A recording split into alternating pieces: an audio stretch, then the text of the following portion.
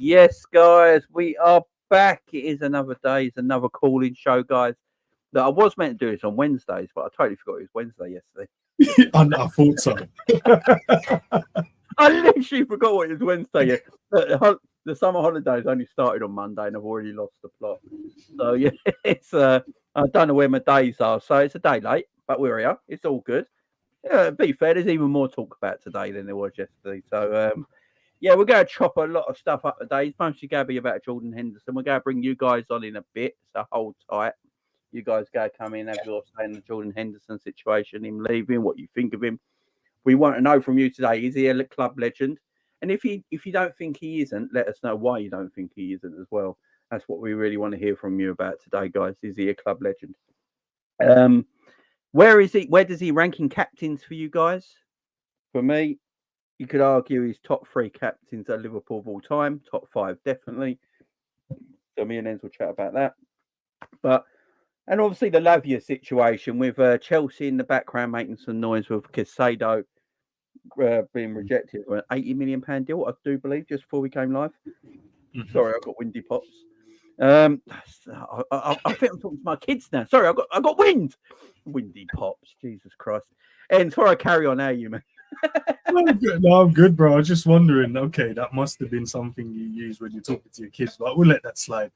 I'm great, bro. I'm great. Thanks again for obviously inviting me on. Just here to kind of enjoy it, man. Been doing a few shows myself, but today I'm relaxed. I'm chilled. Can't wait to hear from the people as well. No, definitely.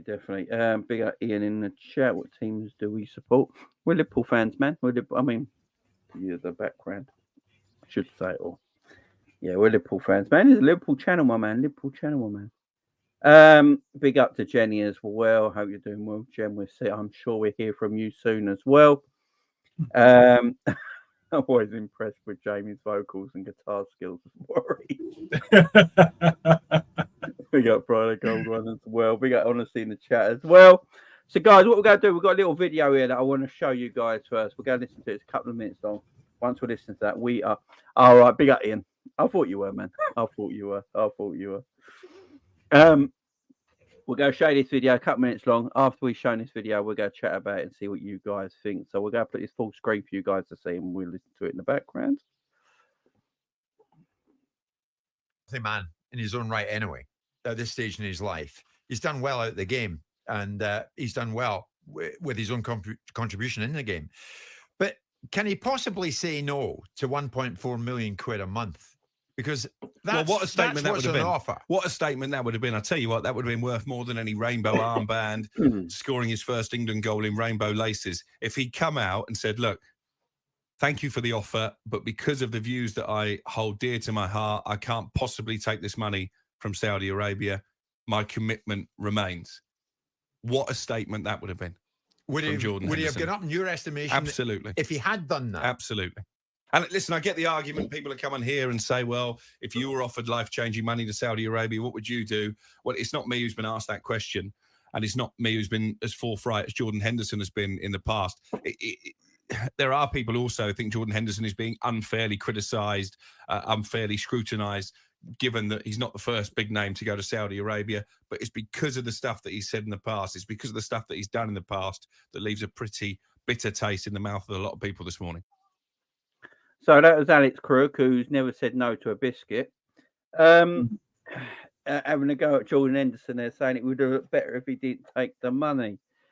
Hence, we're speaking behind the scenes before we went live. What is the problem with everyone and Jordan Henderson going to Saudi Arabia? Because as we said, he's not the only footballer or any sportsman that has gone to Saudi recently, yeah? What is this big thing about Jordan Henderson? Did Jordan Henderson ever stand up and say, I tell you what, guys, I will be your leader for the LGBT community, yeah? I'll be your... No, as far as I'm concerned, he was being the captain in Liverpool. They probably came to him as well. There was probably a thing happening behind the scenes. And as a decent human being, a man, he went, yeah, I'll help you out with your situation, your charity, and, getting your voice heard and stuff like that. You still got to make a living. You know what I mean? I do things, I'm sure we've all done things, yeah, that in the back of our mind, we got beliefs, or if you're Christian or whatever it is, we've all got beliefs, yeah, and or whatever it is we have. But sometimes you have to put things to a side to do your job or things like that. It's not like you're a bad person at the end of the day. So is this too much now on Jordan Henderson? Yeah, I think so, man. I think, first and foremost, he's a football player. That's his job, that's his career, that's his path in life. He's trying to make the best, best use of his time he has as a football player. Moving to Saudi makes more sense in terms of longevity for him. He can play more minutes. And not only that, he's going to get paid quite handsomely as well. At the end of the day, he wants to walk away with enough so his family's set for life when he does, hang his boots up. Look, he helped out with a cause, and I feel like people are just using this against him now. It's like he helped out with Black Lives Matter. No one's having a go at him for moving to. It's just weird, man. I just really believe it's just weird, and people need something to talk about. People need content, so I guess they're gonna just try and run with anything that's available. And then when what I don't like is this guy's talking about, well, he's not the one getting asked the question. Yeah, but then why are you criticizing him then? Because you're never going to be in that position where someone offers you that type of money, and if they do, you're definitely going to take it. There's no morals there. He's not going to turn down the type of money Jordan Henderson's getting. If they come to him and say, would you go and do a podcast show over there and we'll pay you 10 million a year, do you really think he's going to go, nah, I don't want 10 million a year? Of course he's going to take it. I just feel like now he's moved on. It's just time for us to just let it rest. Let Jordan go and do what he needs to do. He's been a great captain, great servant for Liverpool Football Club. It's time to move forward now. And I do not like all this. I don't know, man. It's just weird. Honestly, it's weird. And like you said, Jamie, he's not the only footballer that's moved to Saudi Arabia. No one else is getting stick for this. But because he's the only one that stood up when no one else wanted to stand up, now this is the backlash. And I don't get it. I honestly don't get it. He's not even the only sportsman. You know, look, how many people are going to watch Ngannou versus Fury in Saudi Arabia on telly? Millions of people. Are we all going to forget our morals then? You know what I mean? I bet Talksport promote that fight. In fact, it wouldn't be shocked if Talksport had the rights to that on the radio and done the commentary on the radio for that fight in Saudi Arabia. So it's all right for Talksport and these companies to go to Saudi Arabia when they can earn money. But does that mean that Talksport don't believe in the LGBT community? Do they not believe in it? Are they against it? Or in the back of their mind, they know, everyone should stand up for gay rights. Of course, there's nothing wrong with that. But the issue, Jamie, the issue is, it's not the LGBTQ community. It's the fact that they have their morals in the East. They have their own way of life they want to stand by, and we have our own in the West. And I don't understand why we must oppose our own views on them and why their views should oppose on us, because it's just weird, man. I don't get it. Jordan just needs to just go and do his thing and make as much money as he possibly can, because that's where he got into football, to score goals, get assists, win trophies, and earn some money. That's all it is. These guys out here just randomly talking nonsense all the time. It's just crazy to me. And yes, you're right. They're all going to be there hosting the show, getting some money, getting paid when all these fights are happening there. Formula One's going to be heading over there as well. I'm sure these guys are going to cover it as well. So they're going to get paid through that. A lot of games. And then once, the Saudi Arabia League looks like it's going to be, as Ronaldo said, one of the top 5 leagues in the world, then what's going to happen with the Champions League? I'm sure we're going to have to go and play some Champions League game over there sooner or later. And then they're going to definitely cover it as well. Oh, yeah. Look, this is what I'm saying. He's going to turn down all that money. Like, I think someone said it earlier in the chat. I think I saved it. Big up Dom. Has anyone heard? Has anyone from the LGBT community complained about it yet, or is it just sports broadcasters? Because I haven't. I think they got other things better to do than worry about Jordan Henderson making a living. Do you know what I mean? It's just like, but we know in short term they're gonna get a lot of clicks and they're gonna get a lot of people having conversation. We're having a conversation, so they're obviously doing their jobs correctly, because we're talking about it, and it's all for clickbait. They're just doing it to get a rise out of people, just to stir conversation that doesn't necessarily need to be happening. Look, I don't know, man. These guys just need to shut up now and let the captain do his thing, man. Yeah, exactly. I mean, Qatar, Saudi, a lot of these Arab countries have a lot of investment in other things around the world that you just don't know about. They have investment. I think so. They got percentages in Google and things like that. They're everywhere. It's all everywhere. It's everywhere, man. Like I agree with what you're saying. The Champions League is for Europe, and I agree with you. But you got Israeli sides in European competitions. Don't forget, Israel playing Euros. They're not a European country. I know there was political reasons behind that move and why that happened, but I'm telling you right now, guys, what does UEFA and FIFA like more than anything else in the world?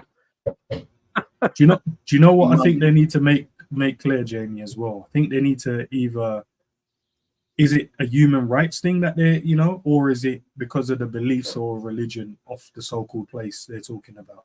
So they need to kind of clear that up and decide what side of the fence you want to be on. Because if it's a human rights thing, then cool, do your thing, But if you're just, worried about their religious beliefs, and that's their own religious beliefs, you let people do what they need to do. No one's going to try and impose their beliefs on you, and you shouldn't try and impose your beliefs on them. I think that's a fair place to stand in.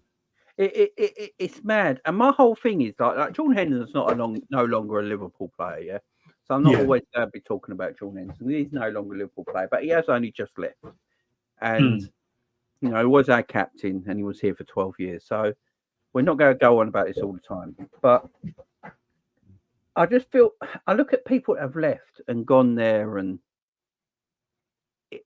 I just don't get why, like, he's Liverpool captain, he wore the rainbow armband, and how can he then go? And but then all these Talksport happily took the money to host the World Cup on their radio station. You know, the BBC and ITV happily took the money to make sure they broadcast the Qatar World Cup. You know, and things like this. So no one's beliefs came into question then, did they? Did anyone's beliefs come into question there? Do Newcastle, who were, look, always a big club in the northeast of England, yeah, working man's football club, no real history. But now, does Newcastle fans not want the Saudi owners anymore? They got to take them to new, big, high standards. You know, it's getting silly, this thing on Jordan Henderson. Just let the man go and make his money. Is it the issue that he's getting paid so much? Is that what it is here? If Endo was getting 100 grand a week, if Endo was getting 100 grand a week, would anyone be saying anything? I think it just falls in line. You know, captain leaving after 12 years. It's Liverpool. We already know no one really likes us as it is. It's Saudi Arabia. It's the whole thing about the Premier League is the, you know, the be all the end all. You know, it's the biggest league in the world. But then when you're realizing the top players are leaving the league now, or top players around the world are going, well, I don't really want to go to the Premier League. I'll go to Saudi Arabia. There's that conflict now as well. Do you know what I mean? And then it's like, okay, if there's things he stands on, and then now they're going to use it to beat him with, it doesn't make sense. Like, he can still have his beliefs, and still go and still go and do his job that he needs to do. It's football at the end of the day. He's not going over there as a politician. He's going over there to kick a ball around the pitch and score goals or assists. He's not going over there to do anything else. I believe he's been made captain as well. Oh yeah, I also heard he chose the number 10 shirt. Yeah, he's taking the number 10 as well. Look, that's face it. He's going out there and thinking, I'm your best player. So I'm free kick taker, corners, penalties. Do you know what I mean? After I saw that training session that Stevie tried to take that went online, Henderson is easily their best player. That's what I'm going to say. So take your number wherever you want to take your number. Yeah, but look, I'm happy for Henderson. I'm happy for him. He's going to go and make the money. He's going to have a good couple of years over there, come back a pimp. Good luck to the man, you know what I mean? Good luck to Jordan Henderson. People are just jealous. It's ridiculous. You know, the media, I don't know what their problem is with Jordan Henderson. I wonder if they would have said this if he didn't play for Liverpool. I do wonder. Probably not. They wouldn't have cared. If Harry Kane went there tomorrow, if Harry Kane went there tomorrow, I think they'd be like, "Oh, good for Harry Kane." Yeah, good for Harry. Yeah, he's a poster. You know what I mean? Can't do anything wrong. Look, it's you know when everyone don't want to feel like they're not a part of something. So the LGBTQ community, you know what I mean? They can do their thing, but it's like everyone feels they have to have their say because they don't want to be called out and say, "Oh, you never said anything when he made the move." So everyone's doing their rounds and trying to pretend, like they care, but they really don't care. It's just for click, as I said, it's just clickbait people, man. This guy talking about he should turn down. Was it for 1.4 million a week or is it a month? What is it? See, there's a lot of rumours that he's on 700 grand a week still, and there's other rumours he's on 350. It's somewhere in between that. He's making a lot. Okay, of money. Wherever he is, even if he's on a million, wherever. I'm not turning it down. Yeah, he's talking about, well, I'm not the one getting asked the question. Well, we need to ask you the question because no one's holding you accountable for your stupid statements. So we need to ask you, if you got the opportunity, are you going to turn that down? Because then what happens? He didn't turn it down because he worked at the World Cup at Qatar. No, but you know what it is though, Jamie. What then does happen with that? Then he's on tape saying, no, I wouldn't take it. So then what would happen? Someone would then go and look at your past, or maybe in the future when you decide to take it. Hold on a minute. You said back in this month, in this year, you said you would never take no money to go there because of your beliefs. Hold on, why did you do it? But no one holds anyone accountable these days, man. Everyone just, getting away with talking nonsense on the spaces. So that's what we're here for, man. Hold everyone accountable. What we've got to remember is as well, footballers don't have retirements. When they finish, that's it. The pay stop coming in. Imagine their pension that they would get. Amount of money that they pay in tax. Yeah, look, they pay more tax than all of us. You know what I mean? They pay more tax, man. A lot of money. So, he's going out there and getting a tax break. Go for it. He's going, his family's set for the rest of their lives. Good on him. That's what I say. Now, just a quick one, Jamie. Also, big up to Savage. He said this to me the other day. He said, "What if because obviously Henderson hasn't really said nothing about it yet. He said, what if he goes over there and, you know, he's going over there to try and change, you know, the way people think about the community? Exactly. What if it not? What, you haven't given me opportunity yet to kind of have that conversation? You just want to shoot him down. So what if he does so? No, I came because I wanted to kind of, you know what I mean, try and change, you know, everyone's point of views, and I'm still for that cause. What then? They're gonna write an apology, a letter? They're gonna do a video? What? It's crazy, man. No, it's look, it's. I hope he does go out there. Look, can he change their way of thinking? I don't know. Look, I Probably. remember. Look, I'm a wrestling fan. Yeah, I'm a big wrestling fan. Right, WWE went to Saudi Arabia a few years back when they started their contract there. They did a 10-year deal with them. Right, no one was going out there at the time. They sort of broke the ground of going out there, and there's a lot of backlash because WWE have a tremendous female talents, and they couldn't go out there at the time. Yeah. And now it's come to a stage where not only are they letting the women going out there and wrestle, they're even promoting them and putting them on billboards and stuff like that in Saudi. That never happened before. So they broke ground. So you can do it. You can break ground. You just got to... It's just ridiculous to me. It really is. But what we'll do, we'll get to more... we'll get to more of the Henderson talk when you guys call in. Because remember, when you do call in, we want to know if you think Hendo's a legend or not. And if not, let us know why.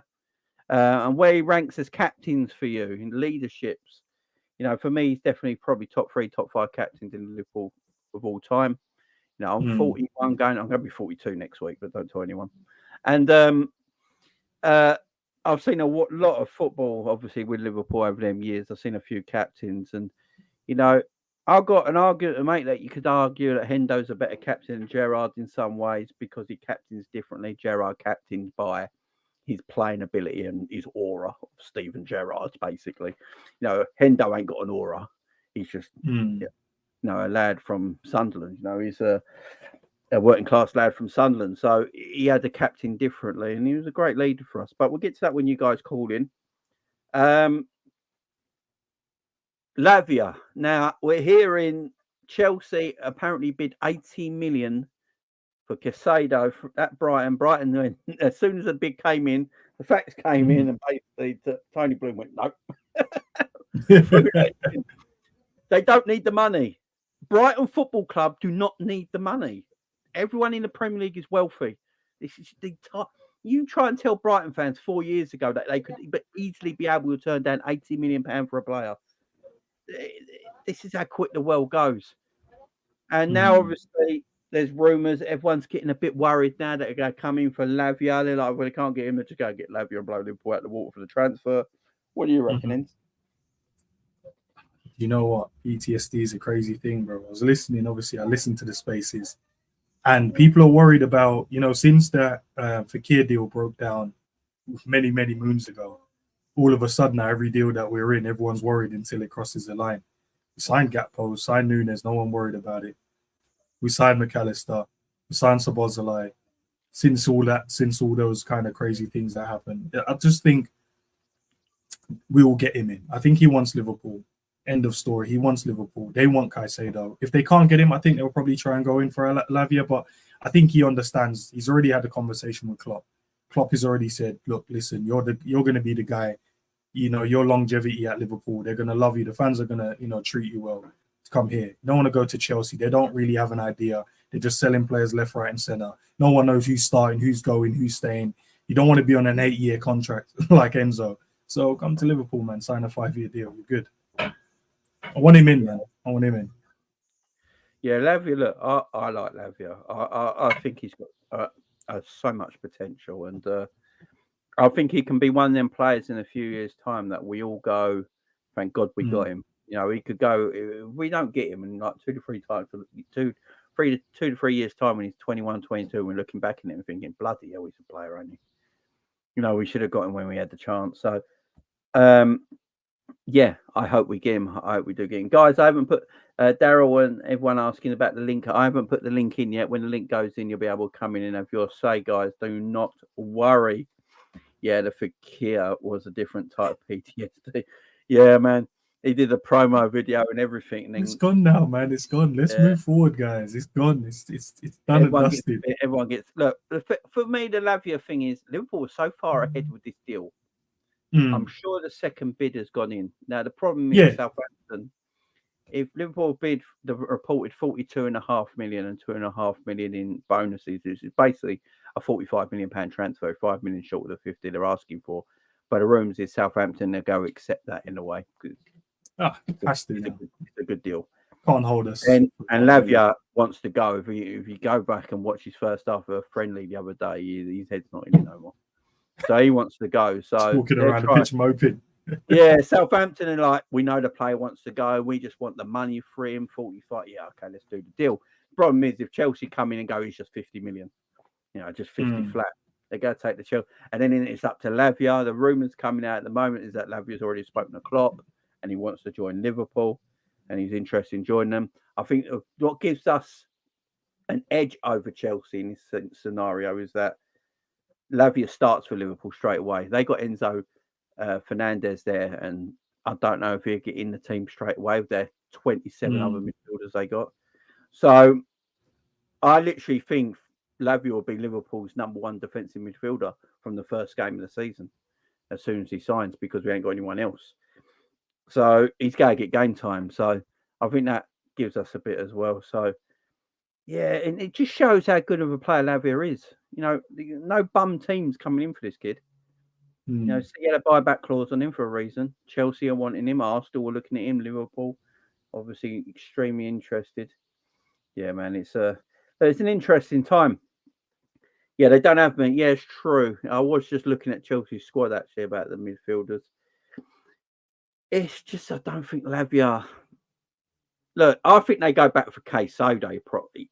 I think Liverpool go back for Caicedo. I think Liverpool go back. Chelsea go back for Caicedo. I think they're going to try and get 100 million for him. They're just testing the waters still at this moment until they get the price. Well, they bidded 80 million, so just had the rest, man. Get it over and done with. If that's they'll probably go 85 now and then 10 million in bonuses or something like that. Yeah, something stupid. Yeah, I think that's who they want. Get Lavia in, man. But also, Jamie, I've also said I think, I still think we need one more as well. Because what I don't want to do is add too much pressure onto him this early. He's 19, probably going to be 20 this year. Not sure when his birthday is, but if you get him in to handle that pressure being the number 6, I know he's played games in the Premier League, but it's Southampton. Putting on that red shirt for Liverpool is a different level of uncomfortability and stress levels will be through the roof, especially if you make a mistake, because the fans ain't going to let you live it down. But I still feel we need another senior figure in as well. Maybe not someone, maybe like a 26, 27-year-old player, just to kind of ease him into the role and then give him the full role the following season. But I think throwing him in the deep end, which I don't think he can't do, but I still just believe that if he then gets injured, God forbid, who then will we put in the 6 as well? So that's the other issue. Because no one wants Thiago in there, no one wants McAllister in there, even though they both can play there. And no one wants Besetic there as well. Yeah, and Thiago and Stefan they've not gone to Singapore, have they? They stayed in Liverpool. So they don't look like they're going to be ready for the opening game of the season. So all our games now are in Singapore, apart from the last one against Dramsdat. I think that's at Preston's ground at Deepdale, ain't it? So Singapore's our last thing, and then we come home. So they're not really going to take part in any pre-season. So I very much doubt that Thiago and Stefan will be ready for the opening game of the season, which means if Lavia does come in, Lavia's starting straight away. I would have said, he's doing pre-season with Southampton at the moment. Yeah. So he'd be more ready to go. So. Especially with Stefan. I mean, Stefan Thiago's only reason is they came back from injury from last season, so they're still rehabbing.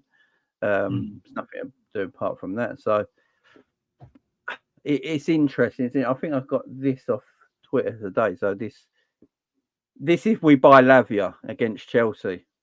So So Alisson, Kanate, Van Dijk, Robinson. They're doing the 3 at the back because they think Trent will go inverted. So they're just putting that as the formation if Trent goes inverted. I think so. That's the last 2 games we played. That's how we played. So it's a great 11. It's a very good 11. There's no doubt about it. I just don't think McAllister and Szoboszlai played together on the first day of the season. Why not? I got a feeling it'd be Curtis Jones. Curtis has to earn his position back. He's only had 45 minutes in pre-season. The other guys have had, Szoboszlai obviously had an injury, so he couldn't play in the last game. Yes, I've had the same. To be fair. To be fair. They only play 45 minutes each half, don't they? Yeah, to be fair, I like the Nunes up front, by the way. Yeah, I like Nunes up front. I've got a feeling. I know I've said this many times, people disagree, but I've got a feeling Gakpo might play a lot of the games in midfield next season. Stop saying it, man, because I keep hearing Zabiri say his one is winding me up. I know. He's telling me about this number 8. I saw it in pre-season in the last game as well, and he looked fantastic there. I ain't gonna lie. He's got all the ability to play in midfield for me. He's Liverpool's link player. He's Liverpool's link. He had moments in the game, Jamie. So I won't knock him and say he didn't have moments, but he didn't play that great. There was moments when he was out of position. There was a couple of times when he was out of breath. Really, he was like, "Oh, I've got to run all the way back and then forward as well." Yeah, bro, that's what a midfielder do. But no, I think stick with him as the 9 or the winger, if whatever you want to use him. If he's going to play, then no Diaz, because Gakpo has to play for me. So Darwin, I do want to see Darwin as the 9 if we play Darwin's way. Then you got to put Gakpo left wing and Diaz. But what great options are those to have, man? Great options. Definitely. I think with the low block teams, Jamie, I think we should play Jota and Gakpo. But for the teams that want to press high against us, definitely. Nunes. Definitely, because the low block teams, you have that more build-up techie forward that can make things happen. I get, totally. Right, guys, go put the link in the chat.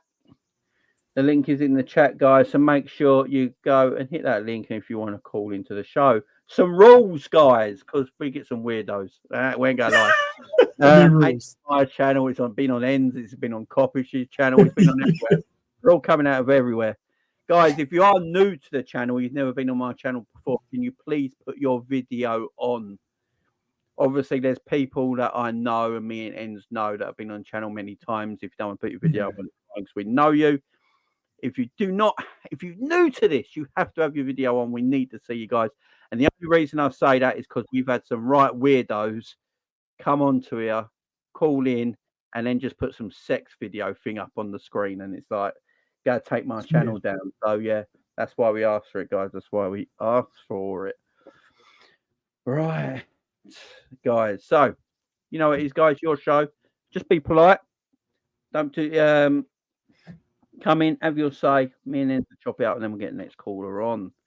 So let's get ready. Let's get who's in there first. Right, let's get Jenny in first because I said to Jenny yesterday that she can come in first because she's been wanting to have her say for a while. Jenny. Hello, Jenny. Hi, Jenny. Hi, what's up? You okay? Good, man. We are good, Jen. How are you? I'm okay. I'm going into hospital on Tuesday. Oh, what for, Jen? Okay. I could get on my throat. So, You have an operation on your throat? Yeah. Oh, you go. Hopefully you're all right, Jen. You let us know how it goes, yeah? Yeah. Make sure you DM me and let me know how it gets on, all right? I will do. Yeah. Good. So what's your question today, Jen? I got one today. Good luck to Hugo.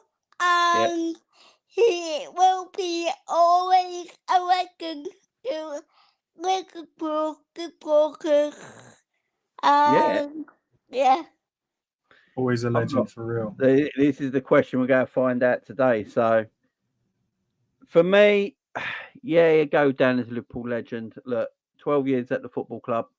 He went and won the Premier League as captain. He won the Champions League. He won the FA Cup. He won the League Cup, Super Cup, World Club Championships. He's won everything. Charity Shield, add it there. Community Shield. You got to add that, man. It's a trophy, and he was captain. Look, he was captain when he won everything as well. So he led the club to these trophies. It was a vital part of Jurgen Klopp's side. We can't ignore that. So yeah, you got to put him in the Liverpool captain, no doubt. Ends, how do you feel? Yeah, no, he's definitely a legend, man. Apart from Gerrard, growing up on and watching him, and then Henderson, he's, when you said about the, in your top three, he's definitely top two for me, because that's when I started watching you. Hoopier just, handed the baton over to Gerrard around those times, and then Hendo after that. And he's brought me the Premier League, man. He's brought me the Premier League. He's brought me another Champions League. He's brought me an FA Cup, a League Cup, World Club Championships. He's brought me a chat. He's brought me everything, man. All the so-called enjoyment or joys I've had as a Liverpool fan, apart from Gerrard, he's brought that. So he's definitely going to go down as a legend for me. Scored some important goals, carried the team through some important moments. He maybe never scored the type of goals Gerrard did to kind of, those Olympiacos goals or the goal against West Ham in the FA Cup final or that header against AC Milan in the Champions League final. But there's moments in the season where you could see, Henderson carrying us through and making sure everyone stuck to the plan and make sure no one really switched off. So, yeah, man, it's been great. I finally got to see us win a Premier League, man, and he was a big part of that. So all my mates that used to give me stick, there you go. Big up to Hendo. Yeah, big up to Hendo. Anything else you want to say, Jen? Can you tell me what is going on with Lavia? What with the Lavia deal? I got no idea. I can refresh my Twitter every 2 minutes.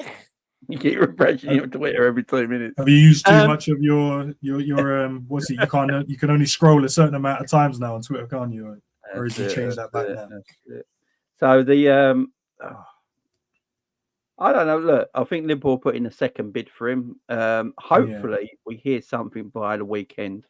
Liverpool got to move low because they don't want Chelsea taking this player from us. Because I'm telling you, it's going to be a good player for us, and I'm excited about him coming in alongside McAllister and Szoboszlai. I'm not lying there. I think that's a decent threesome we got there. We need 2 more.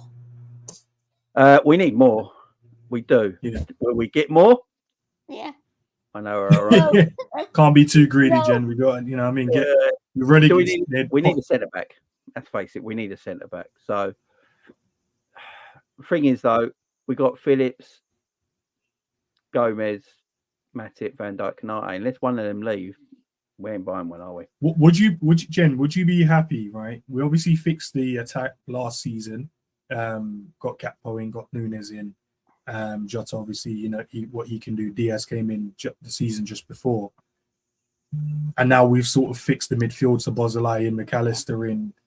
Trent looks like he's probably going to move into that midfield role as well. And then if we get Lavia in, would you be okay of us fixing the defense next season? I want to go Gomez now.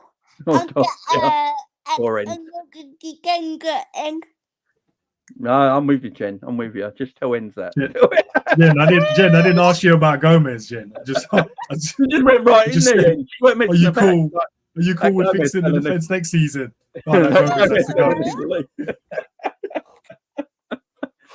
Enz put a lovely little question out there about next season. Jen's like, no, get rid of Gomez.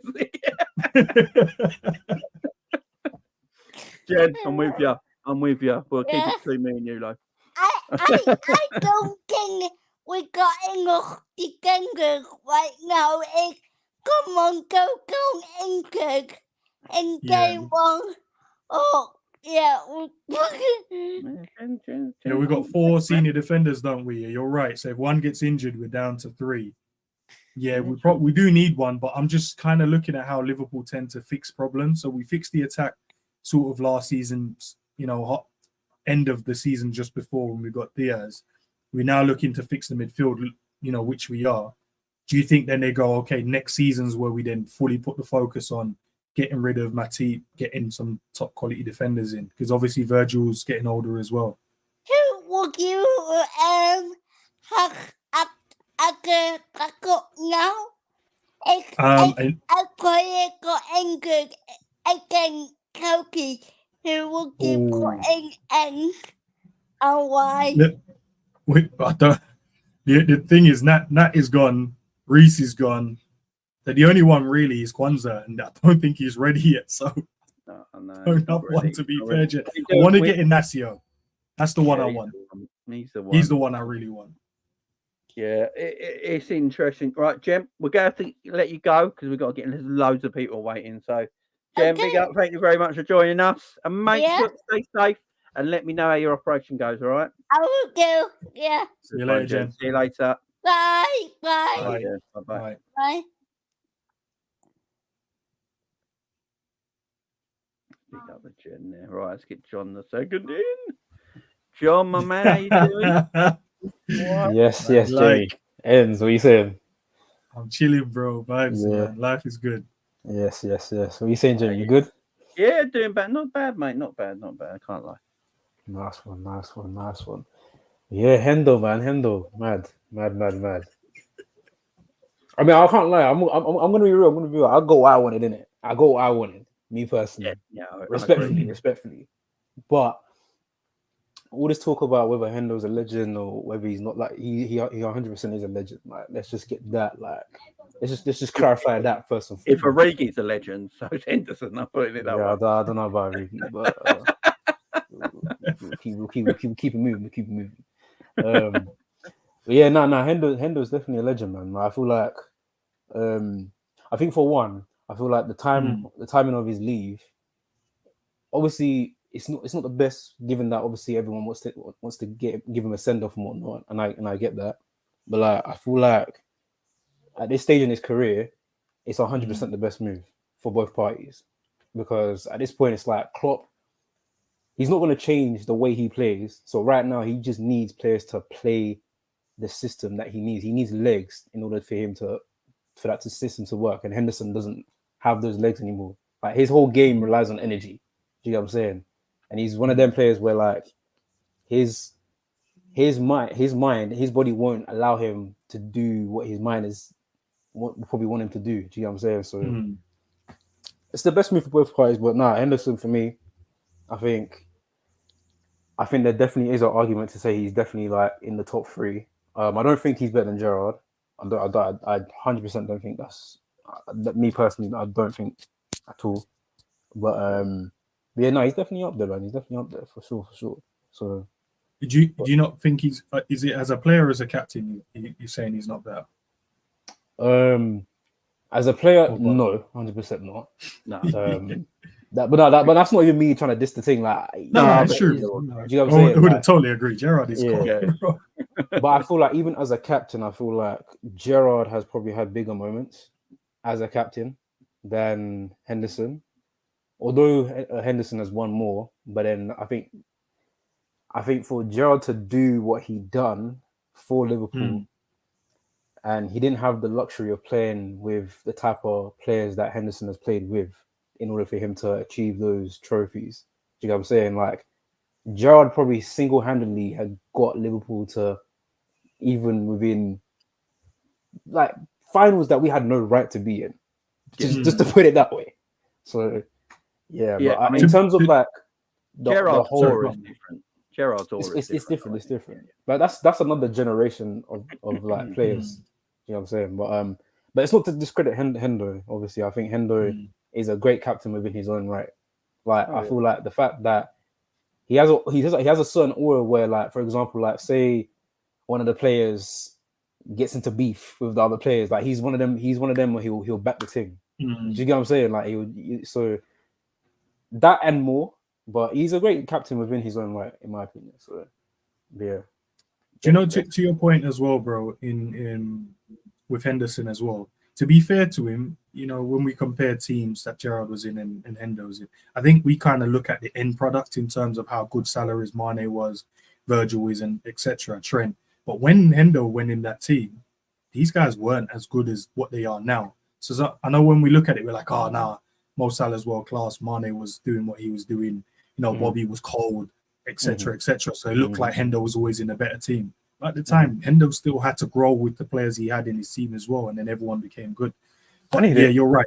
Gerrard, there was times in games, bro, when I was watching it, I was like, I thank him for never leaving Liverpool, but I would understand if he would have left at one point, because there was moments I'm like, bro, you can't just be carrying the team on your own. And the one little reprieve is when we had Alonso and Mascherano, and then he could play up in the. And I'm like, oh, finally, this guy is playing with some cold midfielders. And how long did that last? Can I ask you a question? Both of you a question. Like, I was deep in it today. Like, I'm just saying, I'm just judging it on my lifetime. Say, like, within the Gerrard era. You know, like, every final that we've played in, that Gerrard's played in with us, we actually haven't played well. But yet, he's the one person who has got us out of the rut. That's why Istanbul. We play well. Could we look to him? That is the fact, though. We always looked for Stevie. You are right. For the moments. You are right. We're a better team now. Yeah. Yeah, you're right, man. Go on. Sorry. Okay. But yeah, who would you like? Who's your? Because obviously, I think it's clear as day that we need two midfielders. Me personally, I think we need two. I don't think we just need one. We need two midfielders. I think with Lavia, I think sign him up. I think definitely absolutely sign him up. But I feel like everyone's kind of worried about the whole age thing. I think for me personally, I think it's quite a tiring perspective to look at it, because if the guy's good enough to play in the system, you sign him up. Like, I've never heard anyone have all this age thing where when Camavinga moved to Real Madrid or even Jude, but yet you could see they're perfectly bedded in right now in the preseason. So I feel like if the guy's good enough, the kid's good enough to play in the system, you sign him up. You know what I'm saying? I don't see anyone making any noise about, Caicedo, like, is he too young, or he's 20? The guy's 20 or 21, but no one's talking about all this age thing. But if the player is good enough to play in the system, you sign him up. I feel like, again, we need two. I get what you're saying about, like, the whole we need another experienced midfielder, but at the same time, it's like, again, it's like, if that player, whoever the second player is, if he's good enough to play in the system, just sign him up regardless of the age. But I do think we definitely need this. The centre back situation is the back line situation in general is looking very, very worrying. Like, I think that will come back to bite us if we don't. Season at a time, John. 1 season at a time. But this is the thing. Like, this is the thing. Like, if we're gonna sacrifice not getting a centre back this summer, then the attack and everything else better be on fire. Like, on fire. I think it will be, though. I think that's how we go. Play. I think go back to winning games 5-4 and stuff like that. 4-3s. Oh my God! Might be, bro. That's how we go. I think that's. I literally do think, by the look of it, they're doing an area at a pitch at a time. So they forward the season before, doing the midfield now, and then next season they're doing the defence. I agree. If you could get a centre back, if you could get a centre back of your choice, realistic choice, who would you go out and get? Because I'm hearing names like I've never seen Inacio play, so I don't know too much about him. Obviously, there's names like there's names like Colwill. That's who I. Colwill's played 15 games, bro, or 14 games. I would get him, but I won't pay the money Chelsea are wanting. That's the issue. Obviously, there's clearly a good player there, John, but bro, that's not enough games. But the guy ain't paid those proper games to put him down at 80-90 million. Would you guys go in for like a? Okay, I'm only throwing this name in, and I'll give you a reason why I'm throwing the name in. But I was thinking about Marquinhos. Yeah, I would, but is he out of contract or something? They ain't got what Marquinhos. I'm not too sure. If he's available, I can't lie.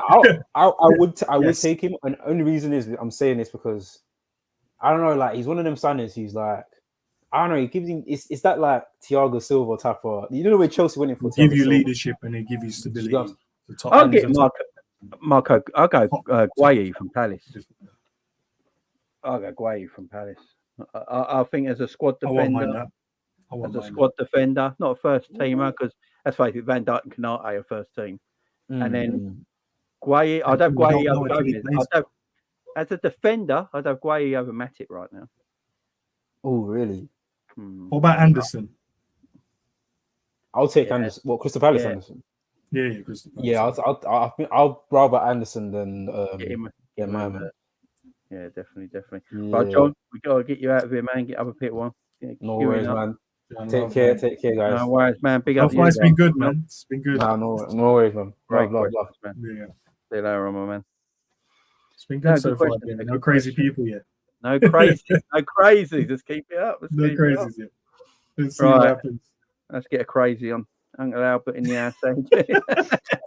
Albert ain't crazy. Jesus. Passionate, not crazy. Oh man. Jamie, man, I thought you were my friend, man. Oh, we are. We were both selling players together a while ago. We were. You turned me crazy, man. Me and Albert were like we were the Jotter Out Brigade at one time. I've so much for the player sales business, man. I'm out of it. I'm no good in identifying talent. I'm just like Klopp. No, we're going just like Klopp. Listen, guys. On this Jordan Henderson thing, right? Liverpool supporters, most of us are just hypocrites. Okay, we wanted the guy gone. Okay, and now that he's gone, we are complaining about how he went. If you're willing to push an old lady, why are you worried how she falls or where she falls? Facts. Right? If you're willing to do that, we wanted him gone. Almost to a person. Let's be honest. Look in the mirror and ask ourselves: Are we not breathing a sigh of relief that Jordan Henderson was? Because he was the worst player on the pitch last season. End of story. Okay. And to those people who are trying to define and demean his character by saying, "Oh, now he's gone to Saudi Arabia and Alex Crooks of this world." Did Alex Crook not go to the World Cup in Qatar? Yeah, exactly.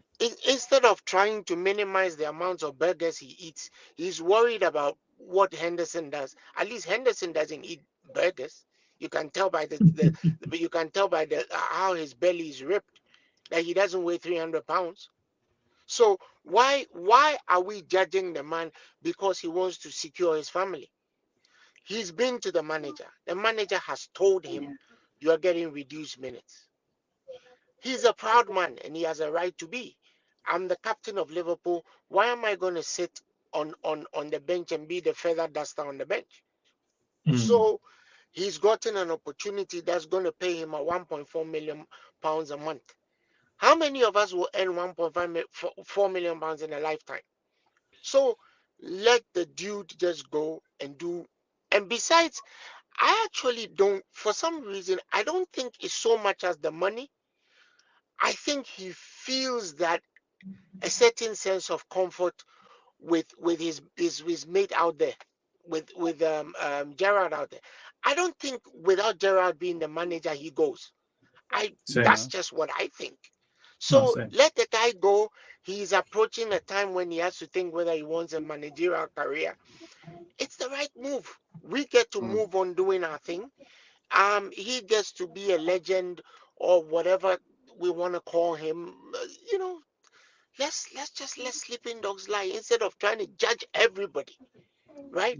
For those people who absolutely know nothing about history, not so long ago, and I'm talking just as recently as 1992, you couldn't be gay and enter the military.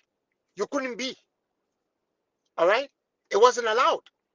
So then came Don't Ask, Don't Tell. Okay? Not so long ago, people were criminalized for being gay, including the person who decoded the Nazi submarines' secret codes to allow the Allies to win the war. Professor Alan Turing. He was sent to prison for being gay after he virtually helped people. He virtually helped his country to win the war. And then he was alleged to have committed suicide, but most people who know he was killed. So let's stop all this. Let's stop judging people. The same people who do not want to be judged are now judging somebody else for choosing to secure his family. If he goes to Saudi Arabia and he doesn't wear rainbow laces, does that change what he believes? Does it change anything?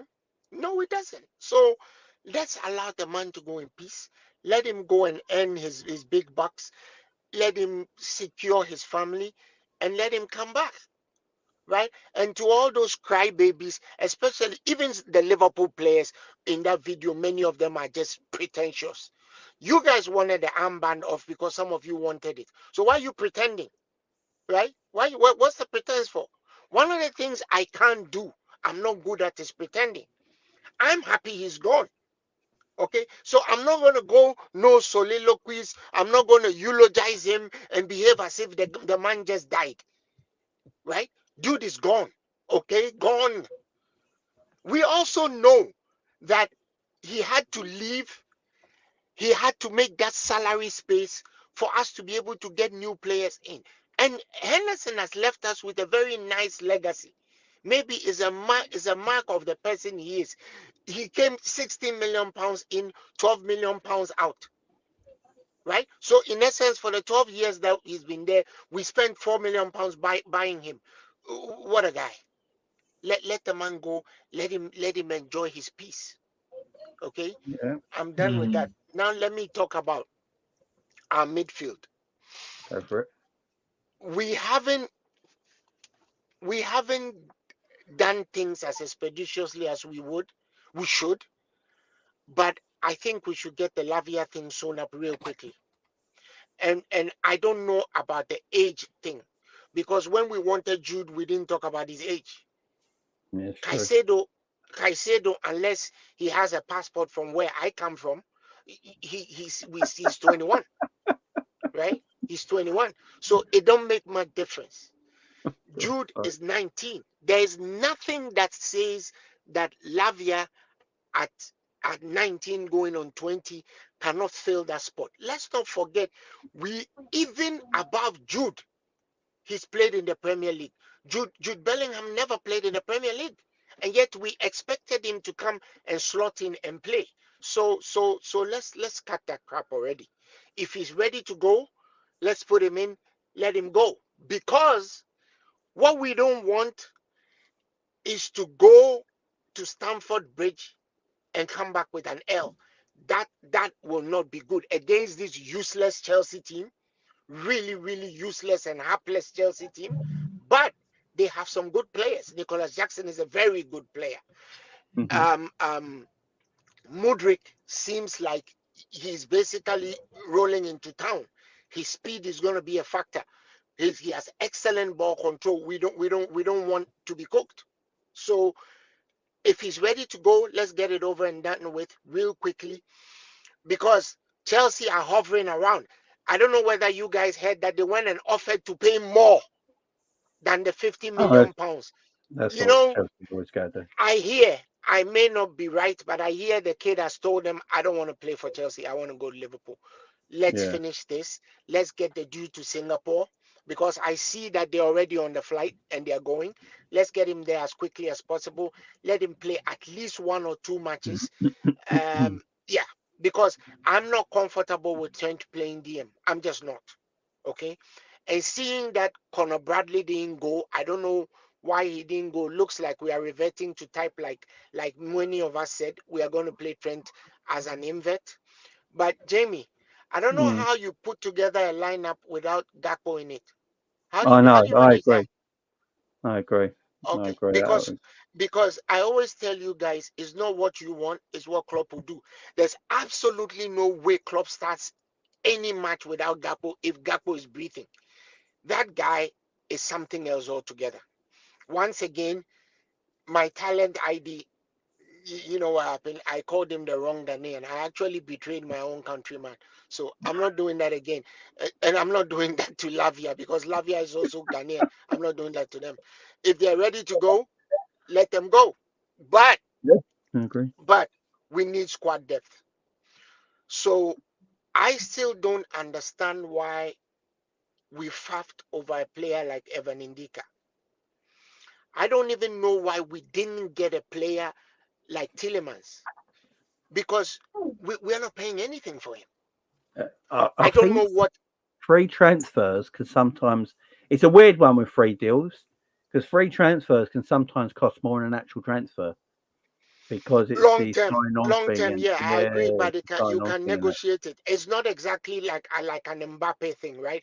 I Mhm. know that a while ago there were rumors that Liverpool were interested in Tillemans, but I hear he has some brothers, like some brothers who basically negotiate more for themselves, like that. You know, there was this French guy who I've forgotten his name, but he used to go from team to team every year.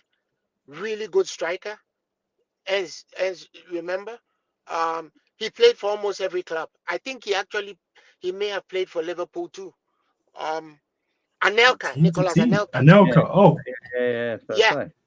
His team to brothers were team. negotiating more for themselves than for him. So he ended up not being stable and not quite hitting the potential that he could. So I don't know the details, but I think we could have done well with some of those free transfers just to stabilize the squad if there's an injury, and there will be injuries. On the defense side, I think for a weird reason that Liverpool are trying to introduce Kwanzaa into the team. That seems to be why they're not really going for another centre back.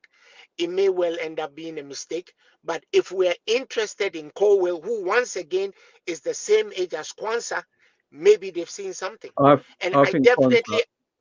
I think Kwanzaa takes Nat Phillips' role in the team. I think that's what it's going Right. to be. I really don't see why we should pay £90 million for Colwell.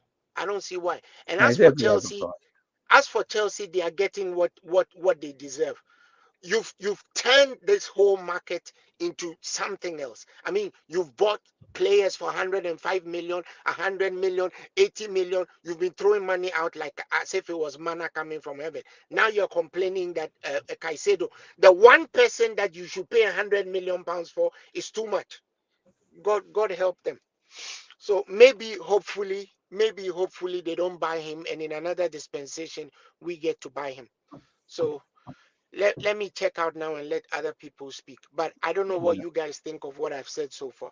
No, But man, to your point, Albert, No, remember what you said. It's not what we want. It's what Klopp It's wants. what the Maybe he doesn't want none of manager them Yeah. free man at Yeah. all. He doesn't want a Talisman. He doesn't want an Endika. Yeah, Even yeah, though we yeah. would love to I have also- these type of players, they just don't I want. also think Pershus is actually okay, also an okay player. I've watched a few of his matches. I think I he's an think okay Liverpool are player. interested in him. Yeah, Liverpool are Yeah, interested. I think in him. he's good. Yeah, I agree. Look, it's all Klopp I wants. like Guehi, but I won't pay £60 million for him. No, look, the problem is everything's overpriced at the moment. That's the problem Liverpool have. Yeah. But Yeah. as always, Albert, it's been a pleasure, my man. Thank you, and No worries, thank my you, man. I'll Jamie. see you Big You up, guys man. have a good time. And you, I'm mate. still Look, watching though. no worries, man. Thank Good you man, very good much. man. Appreciate it. Yeah, great call. It's great call so far, guys. Let's get the next one on. Let's get Daryl in here, because I know Daryl wanted to speak. How you doing, guys? How you doing, Daryl? You doing Good. well? How you doing?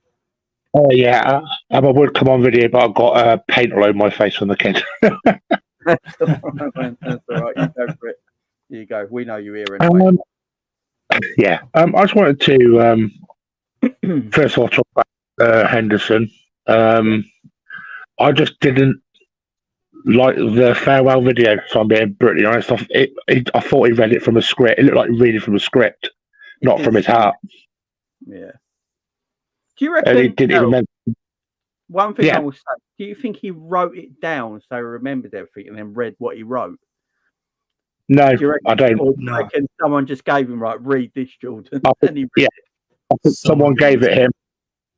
Klopp wasn't even mentioning it, which I find very strange. Yeah, it was the way he was the way he was talk. Look, I'm glad he said something. I've been saying that. I didn't want him to leave without saying his goodbyes and all that. It's just that, I know what you're saying. It felt a bit robotic, the way he was, the way he was saying it. 'Cause it did feel like it was just something he sat down and just spoke from the heart. I think the bit he spoke from the heart about was at the end when he said he's a red till he's dead. Basically, I actually think he meant that was the truth. But he is a legend. He's a legend. He'll go down as a legend either way. But I'll talk on. Sorry, Jay. Go on. I was going to say, I think all these goodbye messages are all a bit wishy-washy sometimes. I'm like, yeah, all right, it's very emotional. It's like touching that Hendo's gone and he said something, but look, I can't get that upset about you because you're going on to make a fortune, man. So just like, it's like we move, you know what I mean? I think that's with all of them, not Hendo. It was all the players. The worst ones was Mason Mount when he had 2 different air jobs. That's the worst. Yeah. Go on, Daryl. What else you want to say, mate? I just on the transfer business at the moment. Lavia for me is done. It's going to be announced anytime. Yeah, I'm hoping, man. I think the way Liverpool go about their business will just be announced within the next 24 hours for me. Yeah, I think it'll be done by the weekend as well because I've got a feeling Chelsea are going again for Casado. I don't think that's a dead thing yet either. I've got quite a few mates who live down Liverpool way, and there's a lot of talk about Christensen from Barcelona as well, which I've been hearing. Or the old Chelsea boy. Yeah. Oh, he's available for 40 million, and apparently Liverpool looking at him. Wow. Christensen. But for me, the only centre back I'd take would be Tomori because I think Tomori would fit in. He's really decent. That's a name that hasn't really come up. Yeah, he's a player. I'd love Tomori. I'd love Tomori. But you're probably getting cheaper from Roma than you would do if you got him from Chelsea as well. Yeah, but we'll have to wait and see what else comes in. But that's all I wanted to say, guys. Let other people come in, but have a good rest of the show, guys. We appreciate it. Yourself, man. Big up, man. Big up, guys. See you soon. Bye. Tomori is a great shout, man. It's a great shout. Yeah, it is. Really good shout. Right, let's get. I might have just removed someone by accident, guys. I double clicked on my mouse and my mouse was over one of the people in the chat. If I just removed someone by accident in the who's waiting to come on for a call, just come back in again. I do apologise if I did that. Let's get Bruno in. Big up, Bruno. How you doing, man? Hi. Oh, he's getting Milan now, Scraps. I didn't know that. I didn't even know he went to Milan.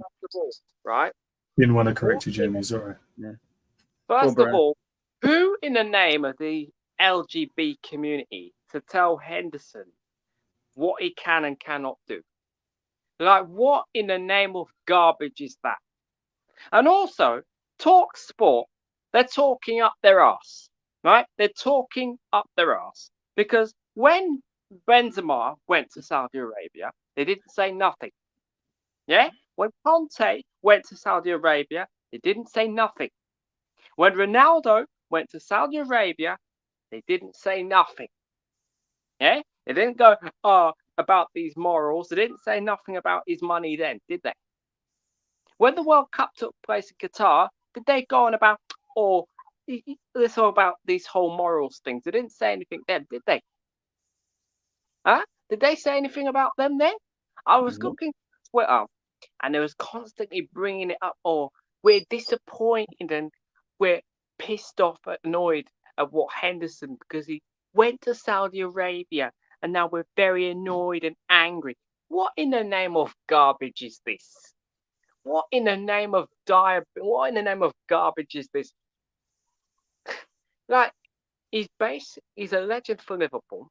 That's the first thing, right? He's won every trophy there is to win, right? Let him earn his money. Like, what in the name of garbage is this? If these people were in his position, they would not be complaining. When Ronaldo went to Saudi Arabia and announced that he was going to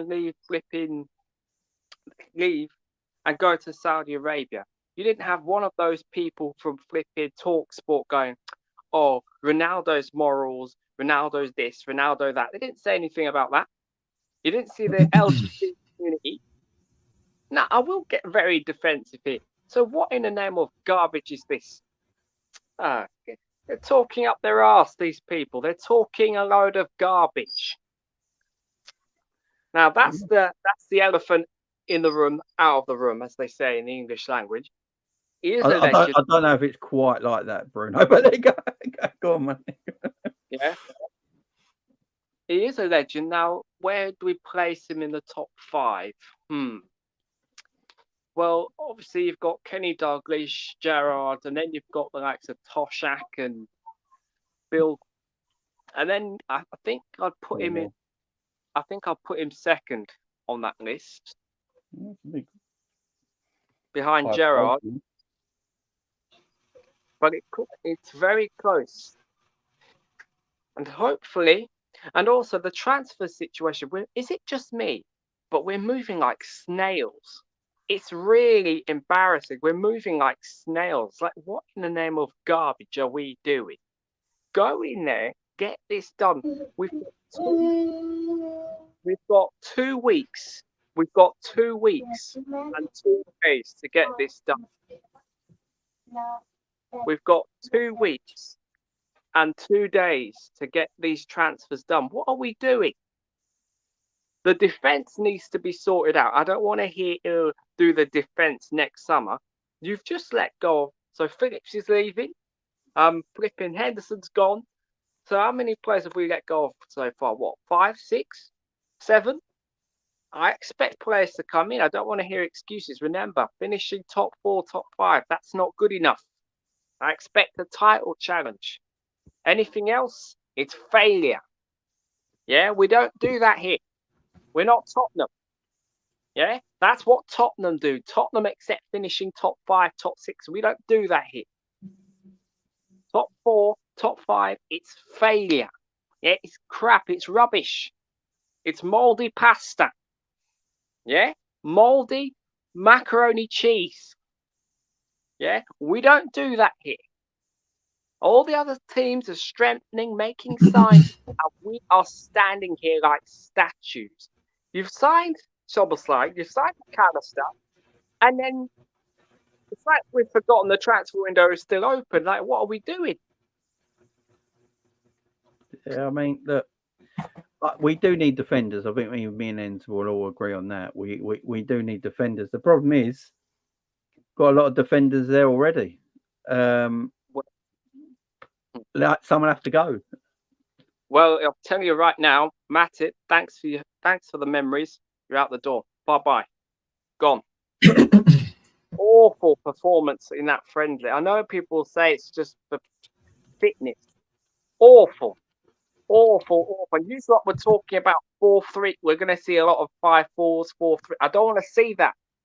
None of this crappy 5-4 kind of games. What in the name of garbage is this? What is this? 14-15? What in the name of garbage is this? This isn't that game against flipping Norwich, is it?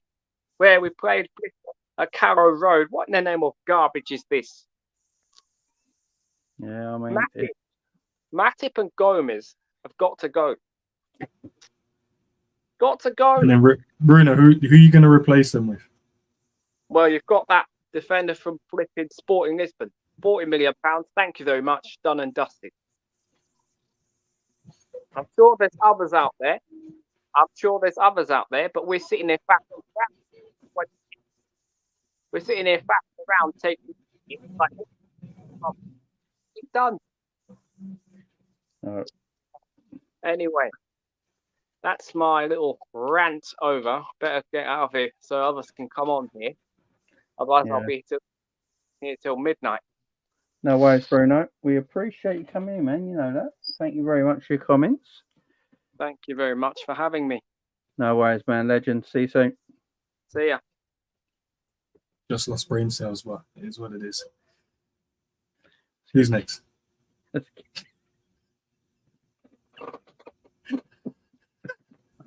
Fuck's sake. Who's going so well?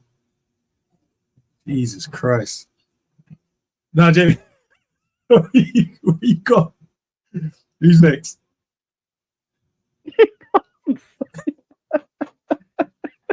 No, I'll be honest, I just did, bro. Oh, Jesus Christ. Big Almost up. fell asleep. Right. Oh, Jesus Christ. Let's get Paul on. Big up, Paul. All right, lads. How you doing? Long time no see. How you doing, man? I'm fine. Right, the Jordan Henderson thing. He's probably in the top 5 Liverpool captains of all time. But he's probably equal 5th. Would Sammy help you? Yeah, man. Still good. That's still good. I would take Dalglish, Souness.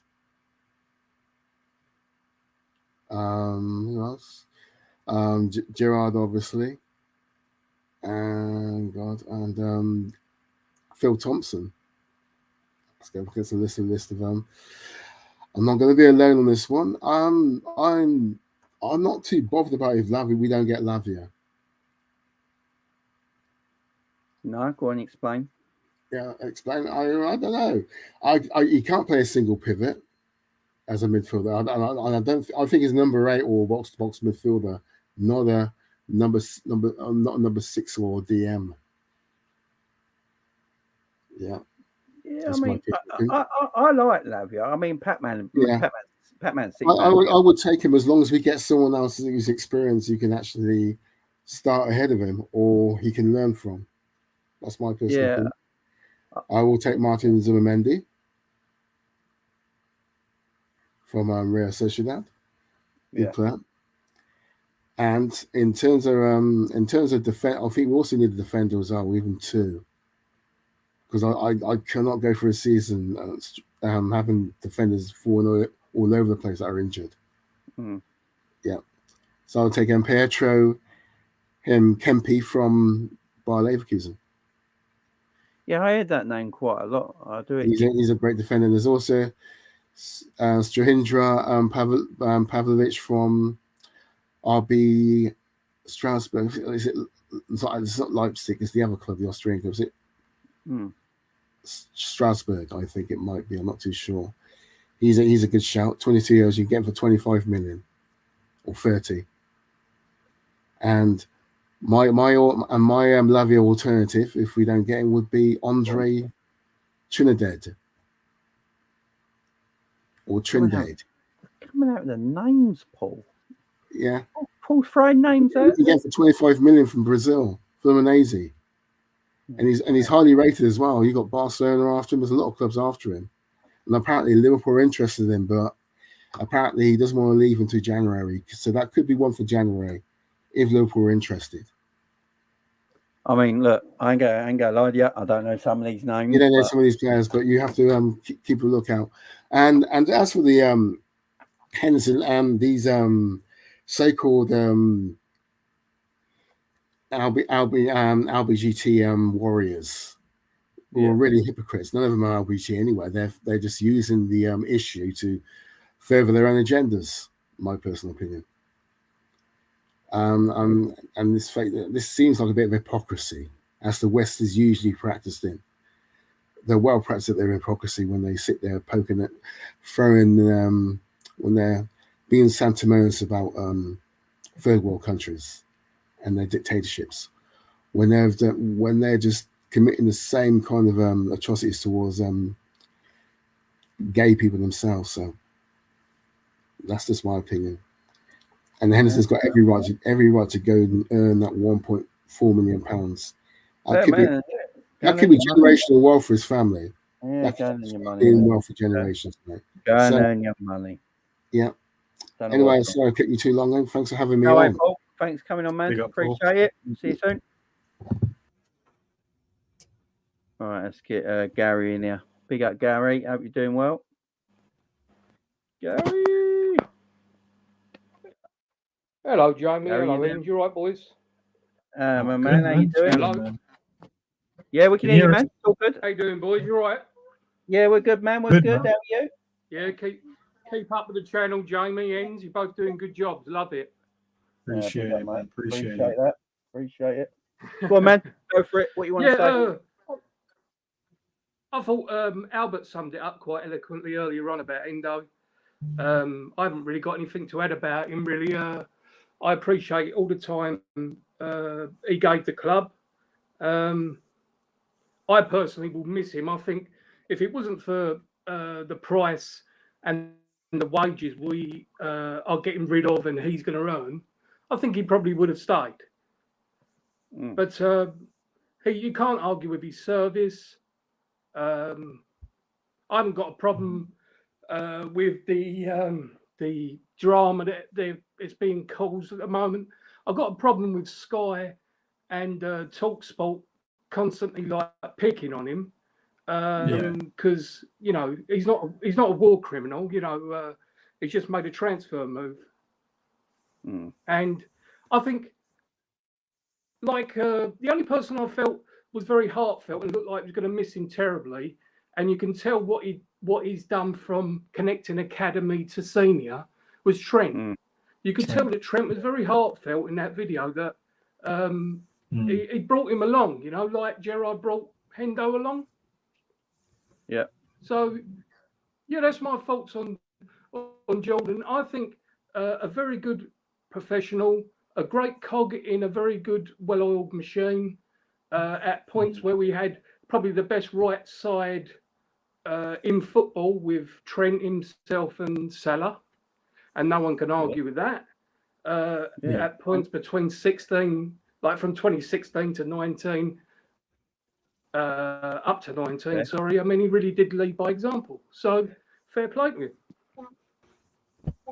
I totally agree with that, man. Yeah. I hope you agree. I thought people were going to hate that, but no. Don't worry about it. Don't worry about what people think, Gal. Don't worry about them. Say what you want to say. It's a safe space, Gal. It's a safe It's space. been so much.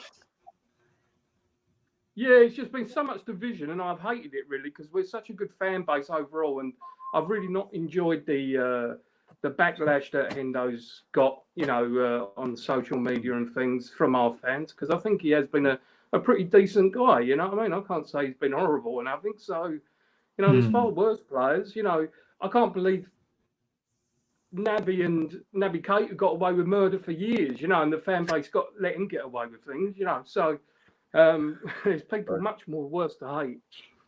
But yeah, on the transfer front, couple of interesting moves. I really didn't warm to Lavia at first because I thought because he got mixed up in a lot of our links to, shall we say, bigger names. I didn't really pay a lot of attention, but I've done a bit of homework on him, and his actual stats-wise for a kid of his age is very impressive.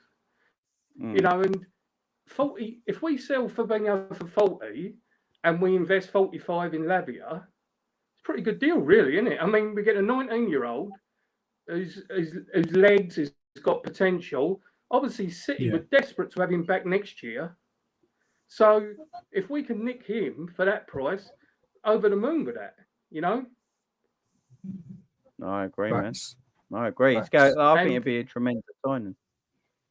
Yeah, I just think he will slot into the team, and with this flexibility, we're going from like a 4-3-3 in possession to like a 3-2-2-3 in defence. You know, working back to front.